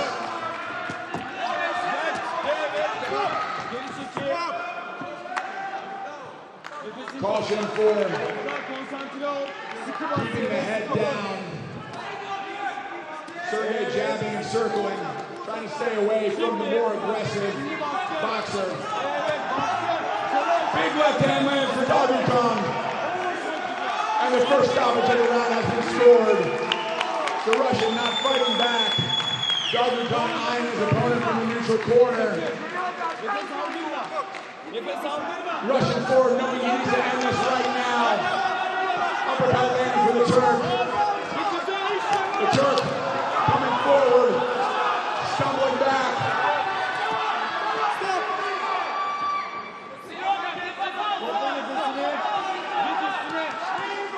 The Russian throwing a 6-point combination, all fighting the guard of Dagukan. Dagukan inviting another shot and countering with a rear uppercut. Now a right hand over the lead shoulder of Black. Dagukan inviting more shots, waiting for more openings to come as he comes forward with a lead uppercut cross combo. Another right hand lands for Dagu.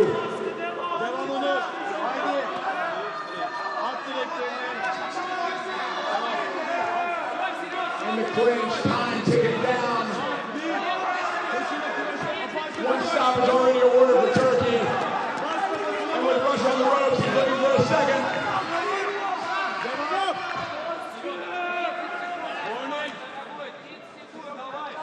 Caution to keep the head up again to the Russian.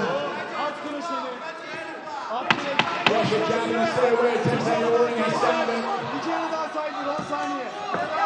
Big swing from Dagukan. And there's the bell.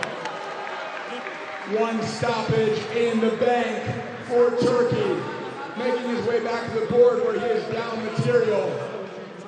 Slight edge for Turkey in the ring, and back to where Russia has an advantage on the board with Carl and William. As you said, one stoppage in the bank. Seems like he's going to need 3 more of those as he goes back to position. Down the ruck, down 2 minutes on the clock.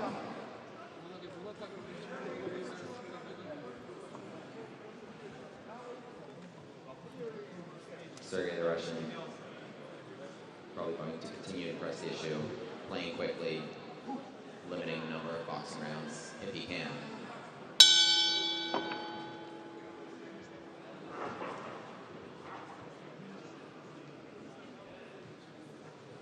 Target number on that clock of black would be 3 minutes. If it dips under, that would be a 3rd round of boxing, mathematically. But right now the Russian doing an excellent job playing quickly as being a better chess player. I've been in that state of being battered in the ring, having to come back to the board, play quick moves accurately. It's not easy. The GT board looks a little delayed. Let's go up.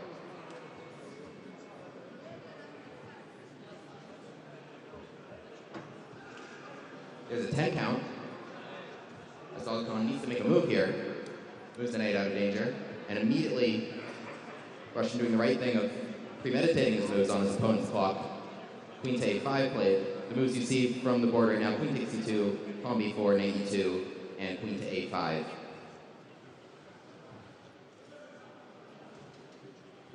Dagukan slides his king towards the center with king d1 and queen takes a2. And the Russian on the hunt for his opponent's king. The mirror image of what was going on in this ring I'm standing in right now. Queen takes b4 played. Check on a1. ac1 to a6. Very quick moves by the Russian. He did cover up though. He could have easily made the blunder and given the second rook. But covering up on c1, and now the queen is a little trapped, although after knight a6, Queen's traded. Everything unlocked. Black trying to make their job of moving quickly. What it was White's only counterplay was that Black's queen on a1 was a little bit out of the game, at least temporarily. Maybe start some action, but it was too little too late. Just bad development from White. Rook still on h1. Yep. And with king going to d1, probably should have gone to b1 to protect that a2 pawn to begin with. And it's not an exchange now, it's a full rook, so things are getting difficult. Right. Definitely needs to see a second round of boxing. It looks like he will only see a second round as things are going currently. He'll have 3 minutes to score 3 more knockdowns as the trend's going right now with an extra rook for Black. Continuing to move very quickly, playing a very high level of chess here is the Russian.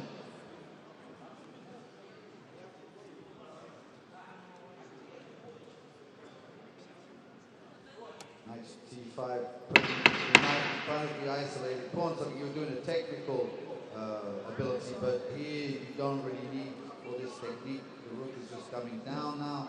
There's the gavel for the next round of boxing. Could be the last.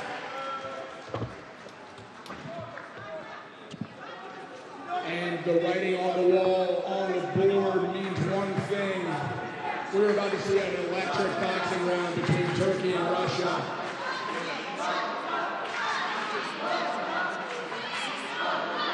The French Federation and Turkey chanting Dagukan's name. And in the Russian corner we have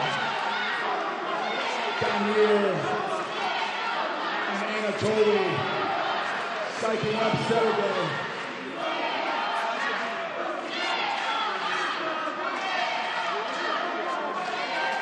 Dagukan needs to make something happen in this boxing round, something big, something that turns the tides. He already has one stoppage. He needs 3 more to end the match. Ladies and gentlemen, we are seconds out from the second boxing round of the 92-kilogram finals. And here we go. Dagupan claims the center of the ring. Sergey the Russian dancing around the outside, leading his jab out, throwing across the body. Dagupan in the southpaw stance, throw a lead hook. A lead hook landed by the Russian in response. Jab, hook, uppercut, skillfully thrown by the Turkish fighter.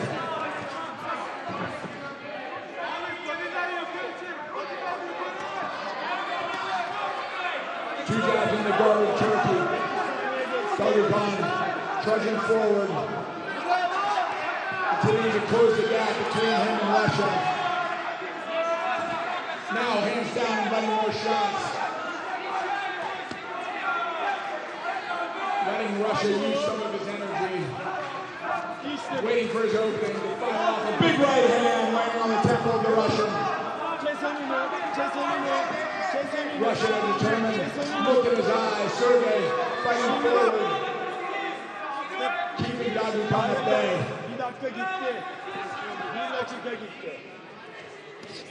Two hooks to the body ring for Russia.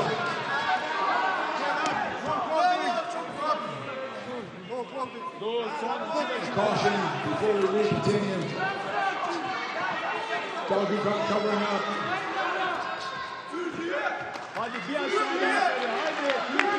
Coming forward in the southpaw stance once again. Then switching to regular. Big right hand coming just short. Head movement. Avoiding the looping right hand of the Russian.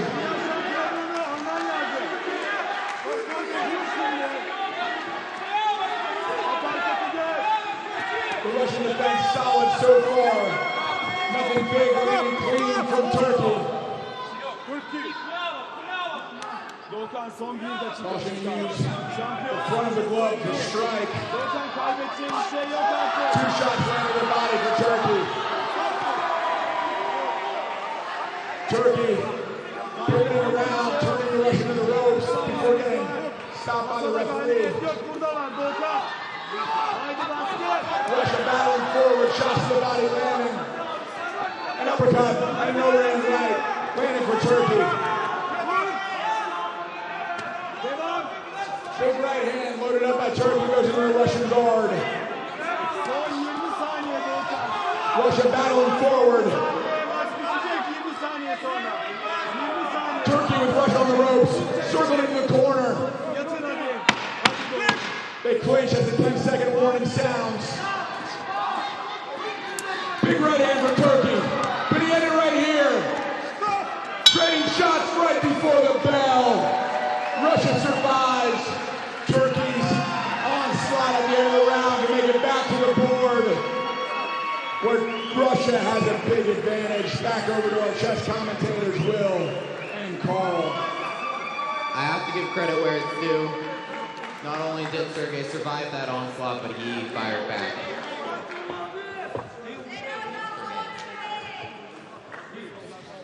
The Russian, yes. Okay.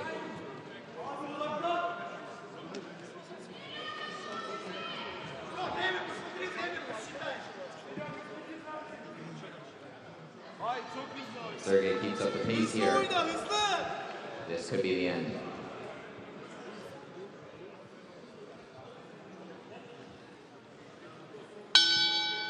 As I recall, not only is there a rook discrepancy, but also about over 5 minutes to under 1 minute. 34 seconds. 34 seconds. And no signs of slowing down as they trade another set of rooks, even after coming back from the battery. If it would have been an exchange down, you know, you could still give it a fighting chance, but with the rook. And I think Dogu knows it very well. They left everything in the ring there, needing to go for a knockout, as now the time ticking down. Dagupan with just 12 seconds remaining, as the Knights get skewered by this rook. No way of approaching with the king. Each black piece is holding one of the squares. Just a few seconds left. They're moving as fast as they can, but that time is going to hit zeros.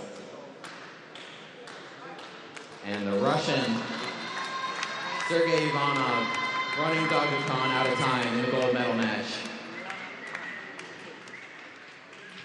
And that's it. Bravo to Sergey surviving Dr. Khan's onslaught and playing excellent chess. Official decision to follow. The Russian champ still in the arena.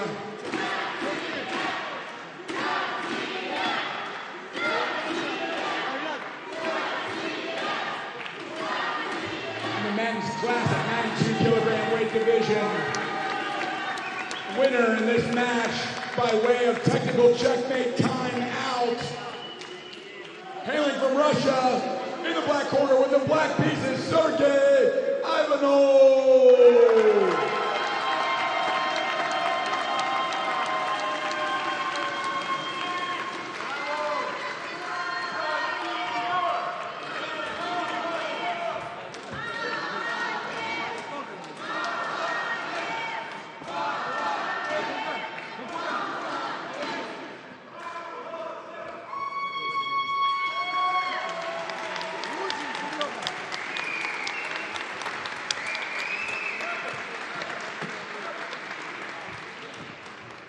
Congratulations to Russia on a gold medal in 92 kilograms and hard fought. And congratulations to Dr. Khan for taking home a silver to Istanbul.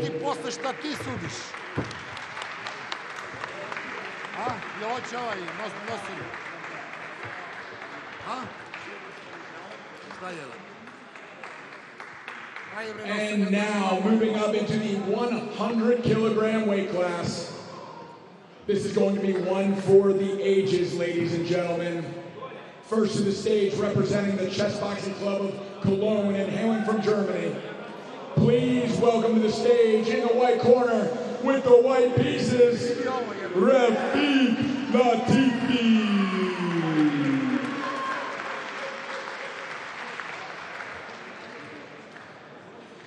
His opponent, no stranger to the World Championship Finals. Making his way to the stage and hailing from Russia. Put your hands together for, in the black corner with the black pieces, Nikita Yasichenko.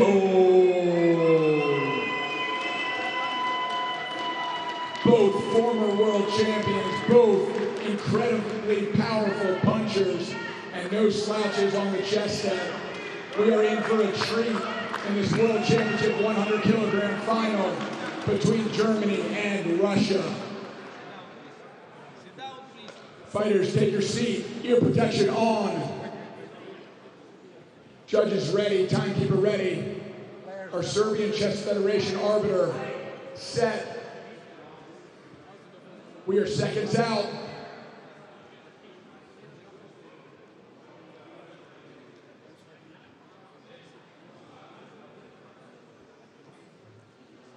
And chess box. Well, this matchup is fire. Couldn't have said it better. It will definitely be fire in the ring. I think they have more or less the same. Looks like Queen's pawn opening. Yeah.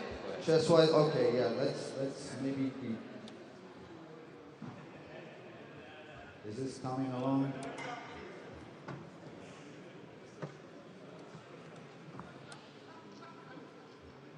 Looks like a Queen's pawn opening with very ambitious play from the Russian. G5, G4 going after the white king. And a big decision to make here. Moving the knight out of danger. Pawn takes h3. Basically, and recaptures, and there goes the white queen. There goes the white queen, unaware of the discovery that just opened up along that diagonal. And a big advantage for the Russian over the German on the chessboard right off the bat. Went for it very quickly. Allowing him the time to press the club. There's a little bit of a hesitation between the two.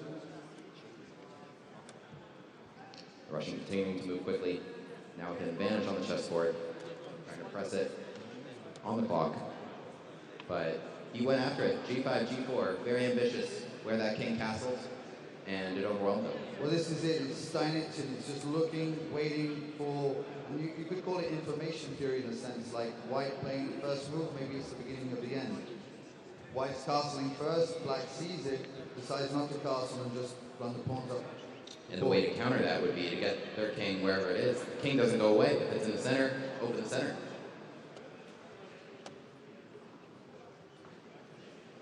We see black using their extra queen here to go after the white king, which is running forward slightly towards the middle of the board.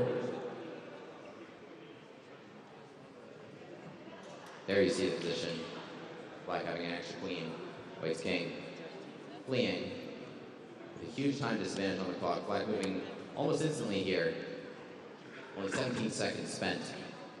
Black hasn't castled either. He's obviously not just thinking of material. He's just in a hurry to get the job done. Absolutely. At this point, you want to keep moving quickly. You want as few boxing rounds as possible. And for the German, his chance will be when that bell rings. Barring big swing on the chessboard, which is always possible.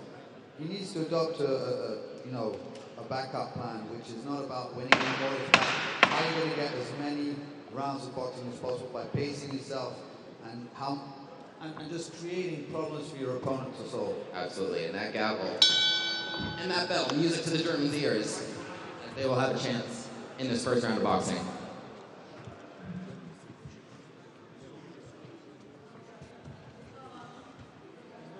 Ladies and gentlemen, I don't know if anyone is prepared for what is about to happen in this ring.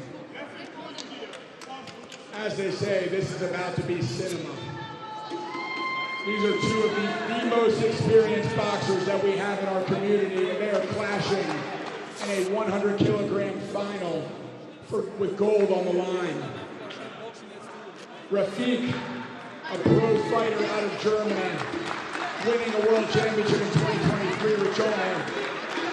And Nikita, defending world champion in this weight class, earning his gold medal last year in Armenia. The boxing technique, the power, and the heart is absolutely top-notch here. Be ready for a clash of the titans.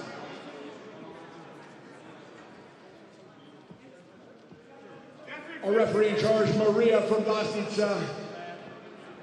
Timekeeper ready. Fighters to the center of the ring to touch gloves.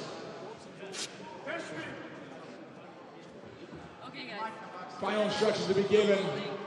Rafik keyed up. Nikita, calm, cool, collected, as ever. Both according to their style. And chest box. 1-2 lands off the bat for Nikita. Both to the center of the ring, trading big shots in the center of the ring. Oh my gosh, hooks landing like bombs already. A left hook to the chin of Rafik. Nothing, no defense at all. All bombs over Berlin and Moscow. The chessboxing of Cologne shouting at their fighter in the corner. Big uppercut lands for Rafik. Nikita covering up, touching with a jab. 2 hooks to the body end for Rafik. 2 more hooks for Rafik. Nikita coming back into range. Left hook landing for Nikita. And maybe a delayed reaction.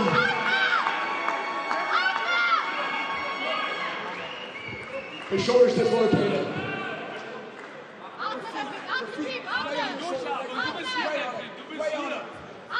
Way down on the shoulder. Way down. Schulter ist raus.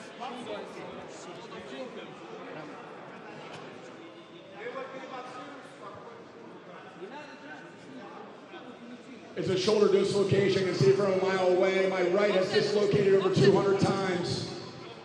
It has been put in by the Serbian doctor on attendance. This will be unfortunately ruled a medical disqualification.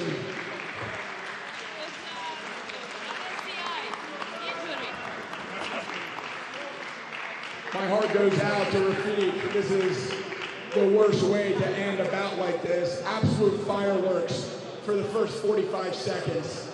Huge shots landed, damage done to both fighters. Ultimately, there's a shoulder coming out of socket that ends this 100-kilogram bout.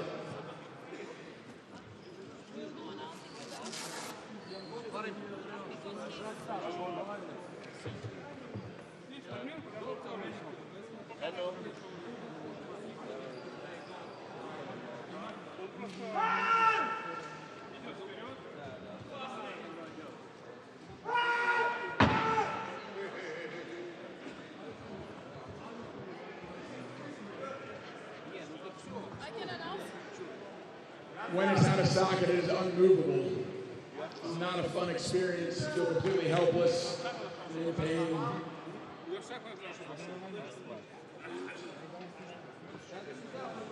It is back in socket now.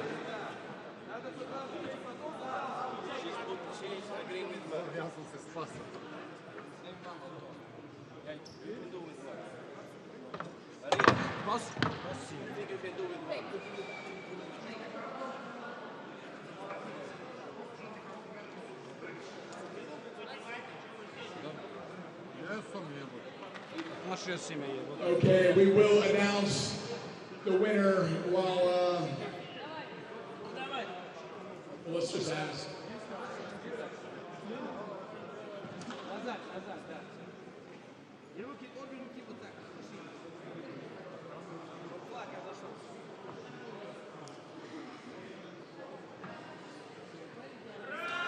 All right, we will call this. Rafik will be on his way to the hospital shortly. In this man's 100-kilogram finals between Russia and Germany by medical disqualification.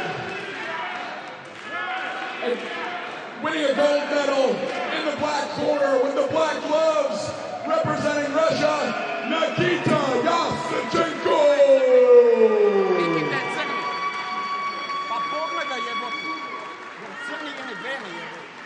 Nikita.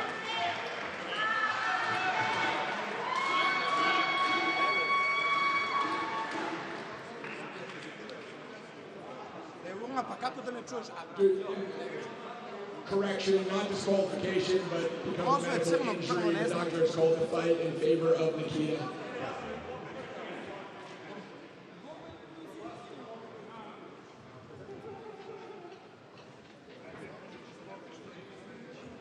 Ladies and gentlemen, feels like it's over before it's begun.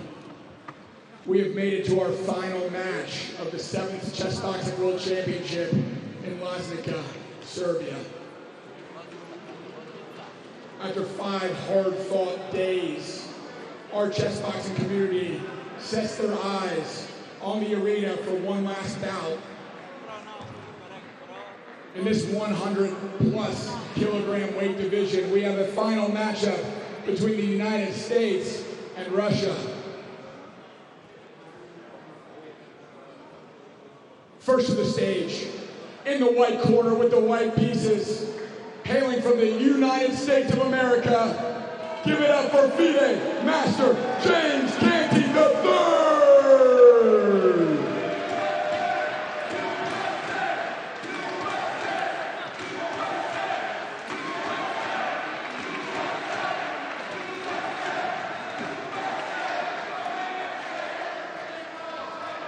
And his opponent, hailing from Russia, in the black corner with the black pieces, making his way to the stage, Evgeny Isaev.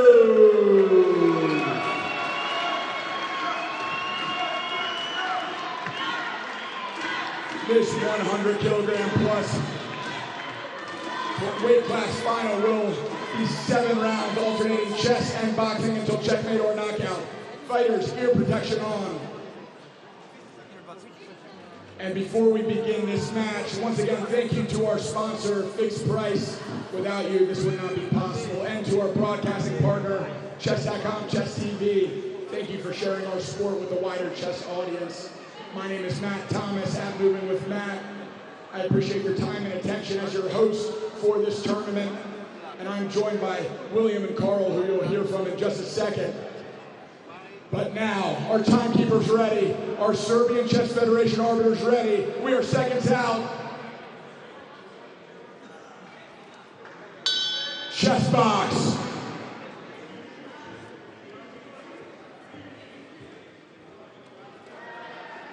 D4, D5, knight C3. This is not really a surprise. To his trademark Jobava London. But given that he's done a video on it on Chessable, which is the bestseller, it's not really that much of a surprise. Can't be a surprise.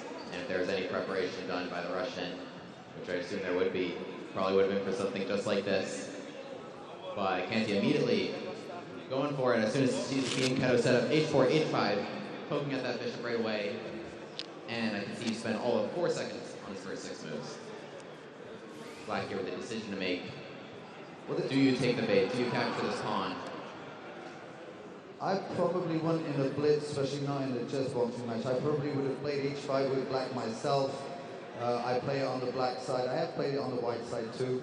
To allow this H5, it just gives too much pressure. You can either maybe take or maybe play H6 at some point, and there's just too many ways to continue. Black realized in the nick of time, bishop takes H5, would have had that bishop trapped after pawn G4. So retreated the bishop instead to F5. And the bishop looked like it was again hit after pawn G4, a little bit of delay on the board. Canty extremely aggressive right out the gate, playing very quickly, pressing his advantage as the superior chess player. Queen D2, preparing to castle long for some fireworks on the board. Getting his king towards his only pawns that haven't moved yet that can protect that king. He's only really good chess right out the gate. He's only spent 6 seconds up to now. I really like the way he's playing thus far. Well, he is one of the most famous bullet players in the world. Right? Yes, he is. Very speedy. Very good. What if he H6, trying to prepare G5. James captures on G6 before allowing anything there to close, and bishop D3 bringing another piece into the game, targeting another pawn on G6. Just applying that pressure, just putting... Looks like G5 and bishop to E5 played. These bishops now causing a lot of havoc in the black camp. Now retreating after forcing the king to move into an uncomfortable situation, not the end of the world for black, but that king, you can now imagine that Canty is going to try to put it under fire for the rest of the game. I think what he's trying to do is basically have a clean position for him, you know, like just develop the pieces, do all the things that you learn at school sort of thing. When black is just going to have like a very difficult time untangling all these, you know, a little bit like Fischer random almost with that bishop on the edge. You have to note the speed here. Just 13 seconds spent on the first 17 moves as we transition to the boxing. And that is the key metric as the bell rings. 13 seconds off of Canty's clock. I don't know if we've ever seen less time come off a clock on a first chess round.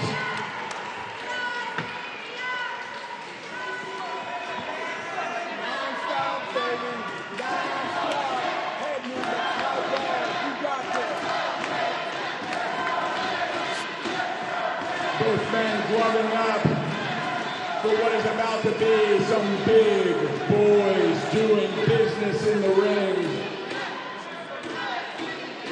In the American corner, Jermaine Howlett and Alexander Velikanov tuning up Canty as he prepares for his first Chessboxing World Championship final against another debut finalist in the Russian camp. Off my jab, use my feet. Use my feet. Fighters to the center ring, final instructions to be given. Close to touch, fighters to corners and set. Timekeeper ready. Off to my right. Seconds out. Off my jab. Chess box. Let's go. Canty comes to the center of the ring. A jab landed by the Russian to start. Chin down. Hands up, chin down. Canty using his feet to circle around the ring. Hands up. Keep it moving. Keep it moving. There we go. Good jab. The jab lands for Canty. Russia pounces, pushing Canty back into the corner. A left hook lands for Canty. Yep. Make him run into something.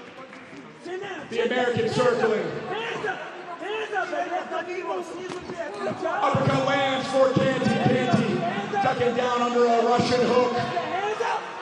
Russia coming forward with a jab. Straight shots going to the guard of Canty. Canty circling and grappling to get back to the center of the ring.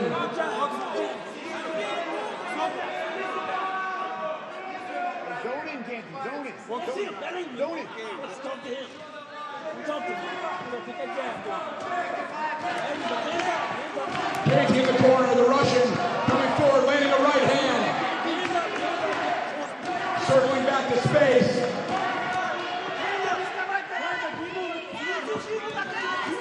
Left hand goes just short of the Russian. The Russian landing 2 shots with Canty on the ropes again.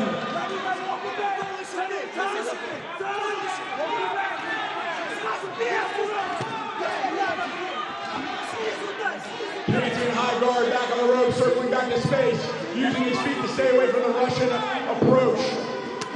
Right hand lands on the chin of the Russian, and a jab. Canty covering, countering. Turn him. Get to the center of the ring. Zone in. Breathe. Let's go, jab. Get the move. Just outside of the range of the hook, Canty ducks down. Caution to stay facing the opponent in a circle. Jab pushes the Russian back. Right hand lands for Canty. The Russian comes in with a lead hook. Time ticking down. We are nearing the end of this boxing round.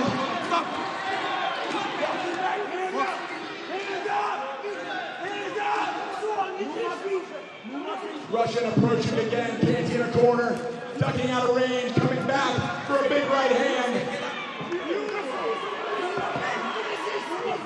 A jab sends Canty back in the ropes. Caught by a right hand after he bounces back. Canty with guard up, circling.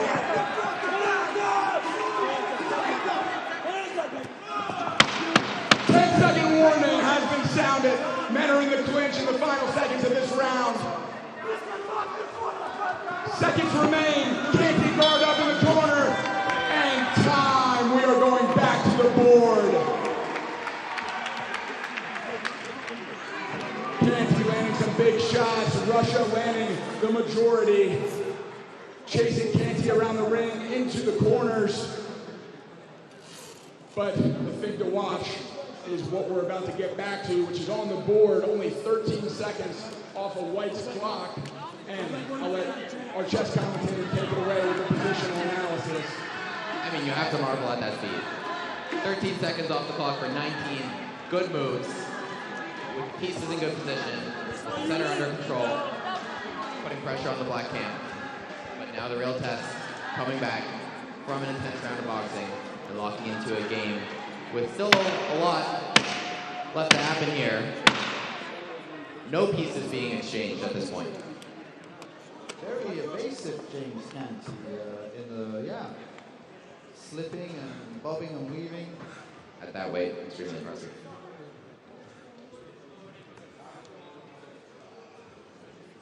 I don't think that with such a boxing round, he's really going to fear going back in the ring. He's going to be able to keep his, his composure. Right.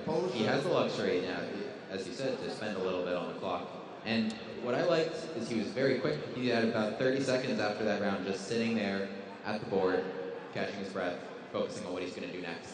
And that seems to be putting a rook on F1, challenging the black king here, pinned to the bishop. Showing no signs of slowing down, in spite of showing good prowess in the ring. D5. I don't actually find Black's position that bad. I just think it's a little bit difficult to circulate. You have to credit Evgeny how he's patched up here. King F8, King G8. This king has found some solace from the white forces. Because for the moment, White hasn't actually got something to bite into to claim that this is an advantage, other than the clock. I think what White should start doing here is spending more time here. Yeah, maybe switching gears, thinking, okay, I can weather the storm in boxing. I can take 2 rounds, maybe even 3. Because here's a lot of pressure now. And as you think about how you are going to bring over the board. I think he's... Evgeny pacing up also. Yeah, and a smart trade of knights there. Knight f6 challenging the bishop. And Evgeny going to go up his second pawn, looks like. However, what James does have in his favor is a massive time advantage. 5 minutes and 18 seconds to under 2 minutes net at this point. And we can see with the Jules fight how that come into play, even in a completely drawn position. Right. There being no 50 rule, it just simply, there is. So there was a 50-move rule, but it was disrupted by a pawn move. Which is very smart. So there is a 50-move rule that does come into play. Okay. James' strategy seems clear. Run his opponent out of time with pressure. Lots of complications still on the board here. Things to think about. And at some point here, Evgeny's going to have to really pick up the pace, and we'll see if he can still be playing good moves at that point, because Evgeny is up a couple pawns at this stage. But both kings kind of in limbo. At the same time, the squares in front of these pawns serve almost like perfect places to blockade and just keep the black pieces a little bit inactive. At the same time, that would just be, you could keep up the status quo, but very difficult to move forward from that point on. There's the hammer for another round of boxing coming in at about 5 minutes, down to under 1 minute. Ladies and gentlemen, less than a minute on the Russian clock. Canty using a record under a minute in 2 rounds of chess.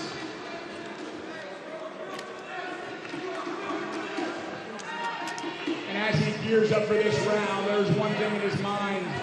Surviving it means he is very likely to become a world champion. The Russian is getting instructions to not let it come to that. To end Canty right now. The question is, will Canty answer that call? Can he summon something up from within to get through this round and back to the board where he has a sizable advantage? Low time warning has signaled.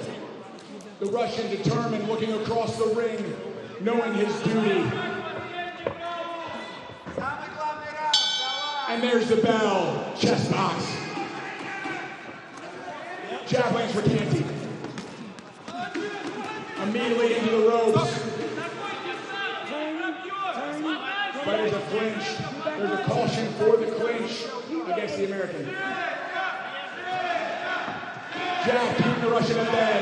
Canty circling, using his head movement, ducking underneath punches.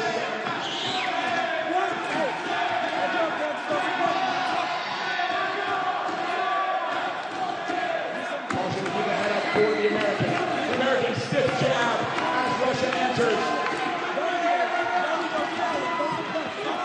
Canty comes up with an uppercut in that exchange.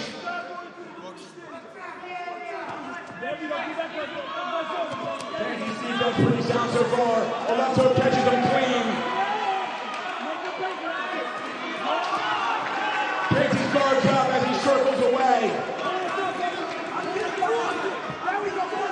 Canty pushing him off, getting some space back. Oh, mouthpiece has come out with a breath. Some time to wash it off, take a few breaths, get it back in.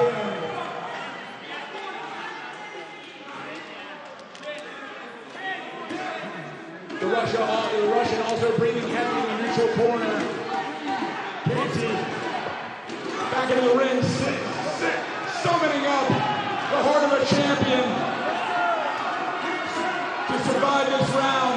A little in between punch while his back's on the ropes. High guard absorbing the Russian attack. A jab snapping the head of the Russian back.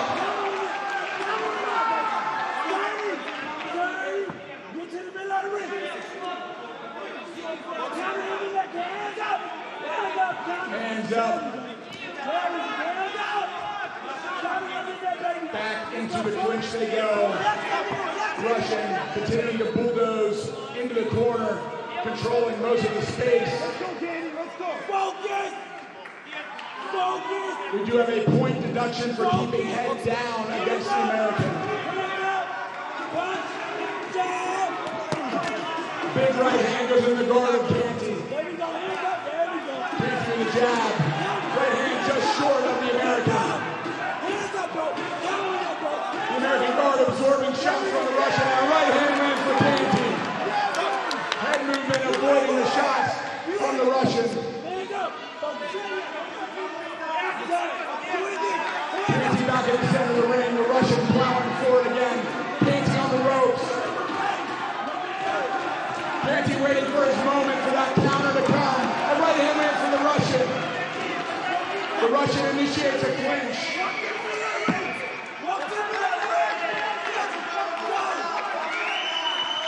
Canty catching his breath. The Russian loading up big shots. Canty avoiding, ducking underneath them. Clinching as the 10-second warning sounds.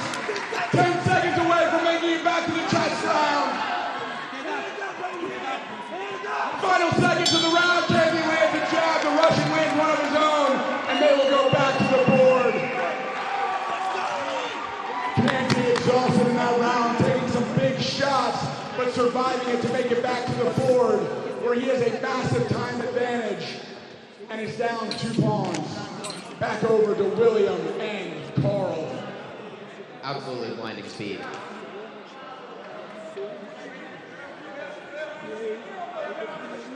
Incredible round of boxing. Both fighters are going to need to go back to the board, though. Shut up. We don't speak about chess. We nobody say nothing about chess. You right here. You here. Just breathe and focus.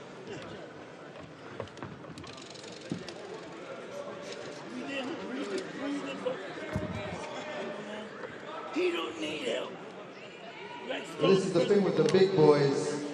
They do get out of breath pretty fast. They give everything that right now. So it becomes very difficult on the cardio sense of the chess. You know, the effect of the cardio is even stronger. About to resume. Very complicated position on the board. So White's just covered up from a check. And Black does have more pawns on the board. And the Russian has to be aware of the strategy here, which is just playing for time. 35 seconds on his clock. Oh, he knows what he wants, what James wants. That's there's no secret. Rookie 3, good move, parrying, threats along that E line. As they trade off the points here, but that looks to be an extra bishop for James entering the end game. As now he has an extra bishop and still at blinding speed. 5 minutes on the clock versus 10 seconds.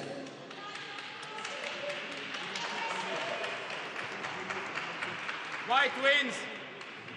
Don't be a bandit. That's the second one.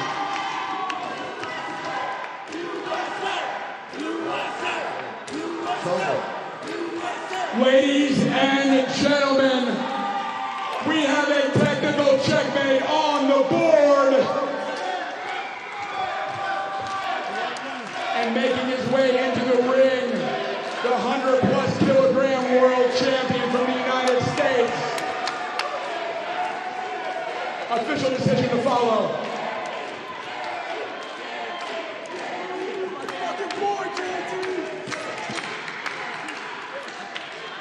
In this 100 kilogram plus weight division.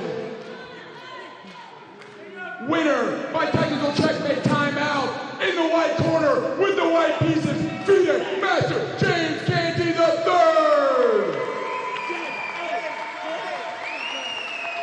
Earning a gold medal for the United States, and congratulations to Russia for the silver medal placement.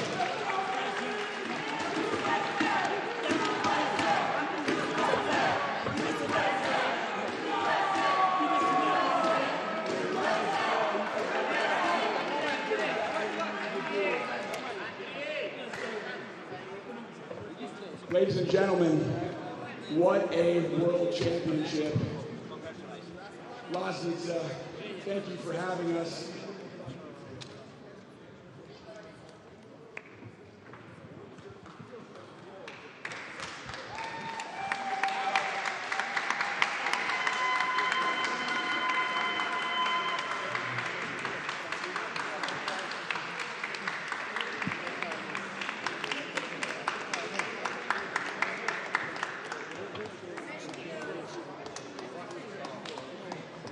Fans in the arena, thank you so much for being here in person, for giving us your energy. Next year, we want to fill this thing out. Whether it's this arena or another around the world, thank you for making the trip here. Thank you for giving your heart and soul to our sport, our community. Thank you for fighting your hearts out for those that brave the arena. And for those at home, ladies, gentlemen, chess boxing fans around the world, Chess TV, thank you so much for tuning in to witness our sport in action at the highest level. This is the world coming together to compete in brain and brawn. If you want to get involved, please reach out. Find your local chess boxing club, follow on social media, or find me personally at Moving with Matt. I am happy to plug you in wherever you need to be. From the commentary booth, I could not do this without my co-commentator, Carl Strugnal, and our guest commentators, Lena Milodinovic and FIDE Master William Grafe. Thank you for joining me. Once again, I would like to thank our title sponsor, Fixed Price. Without your support, we could not do this World Championship. And thank you, Chess.com, for broadcasting our sport to the wider chess audience. I'd also like to thank our partners at the Serbian Boxing Federation and the Serbian Chess Federation for helping us staff this event. Without your help, we would not have the staff to put on a production like this. Thank you to Guy and Mona and the whole Snapshot team for producing this event.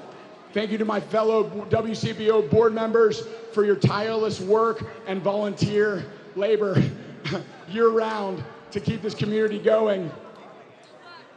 Live from Loznica, this is us signing out for the 7th Chess Boxing World Championship. Iepe, I hope you're looking down proud as your sport continues to grow all over the world. We love you, we miss you. We'll see you next time there at home. Signing off.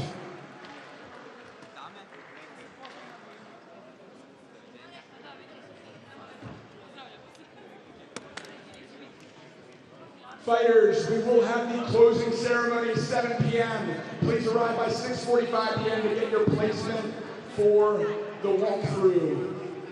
6:45 back in the arena. Čekaj bre, pa dočekat ćemo večeru, verovatno. Ja ću da iskukam ranije da nam daju, nego treba prvo da popakujem sve ovo, pa treba da idem da se razvedemo i ovo, pošto nam je ovo guralo sve u istu torbu. I moji, njegovo možda se primetilo, možda nisi, nebitno. Krenut ćemo po meni za jedno oko 6. To nam može da je nešto da razvedemo.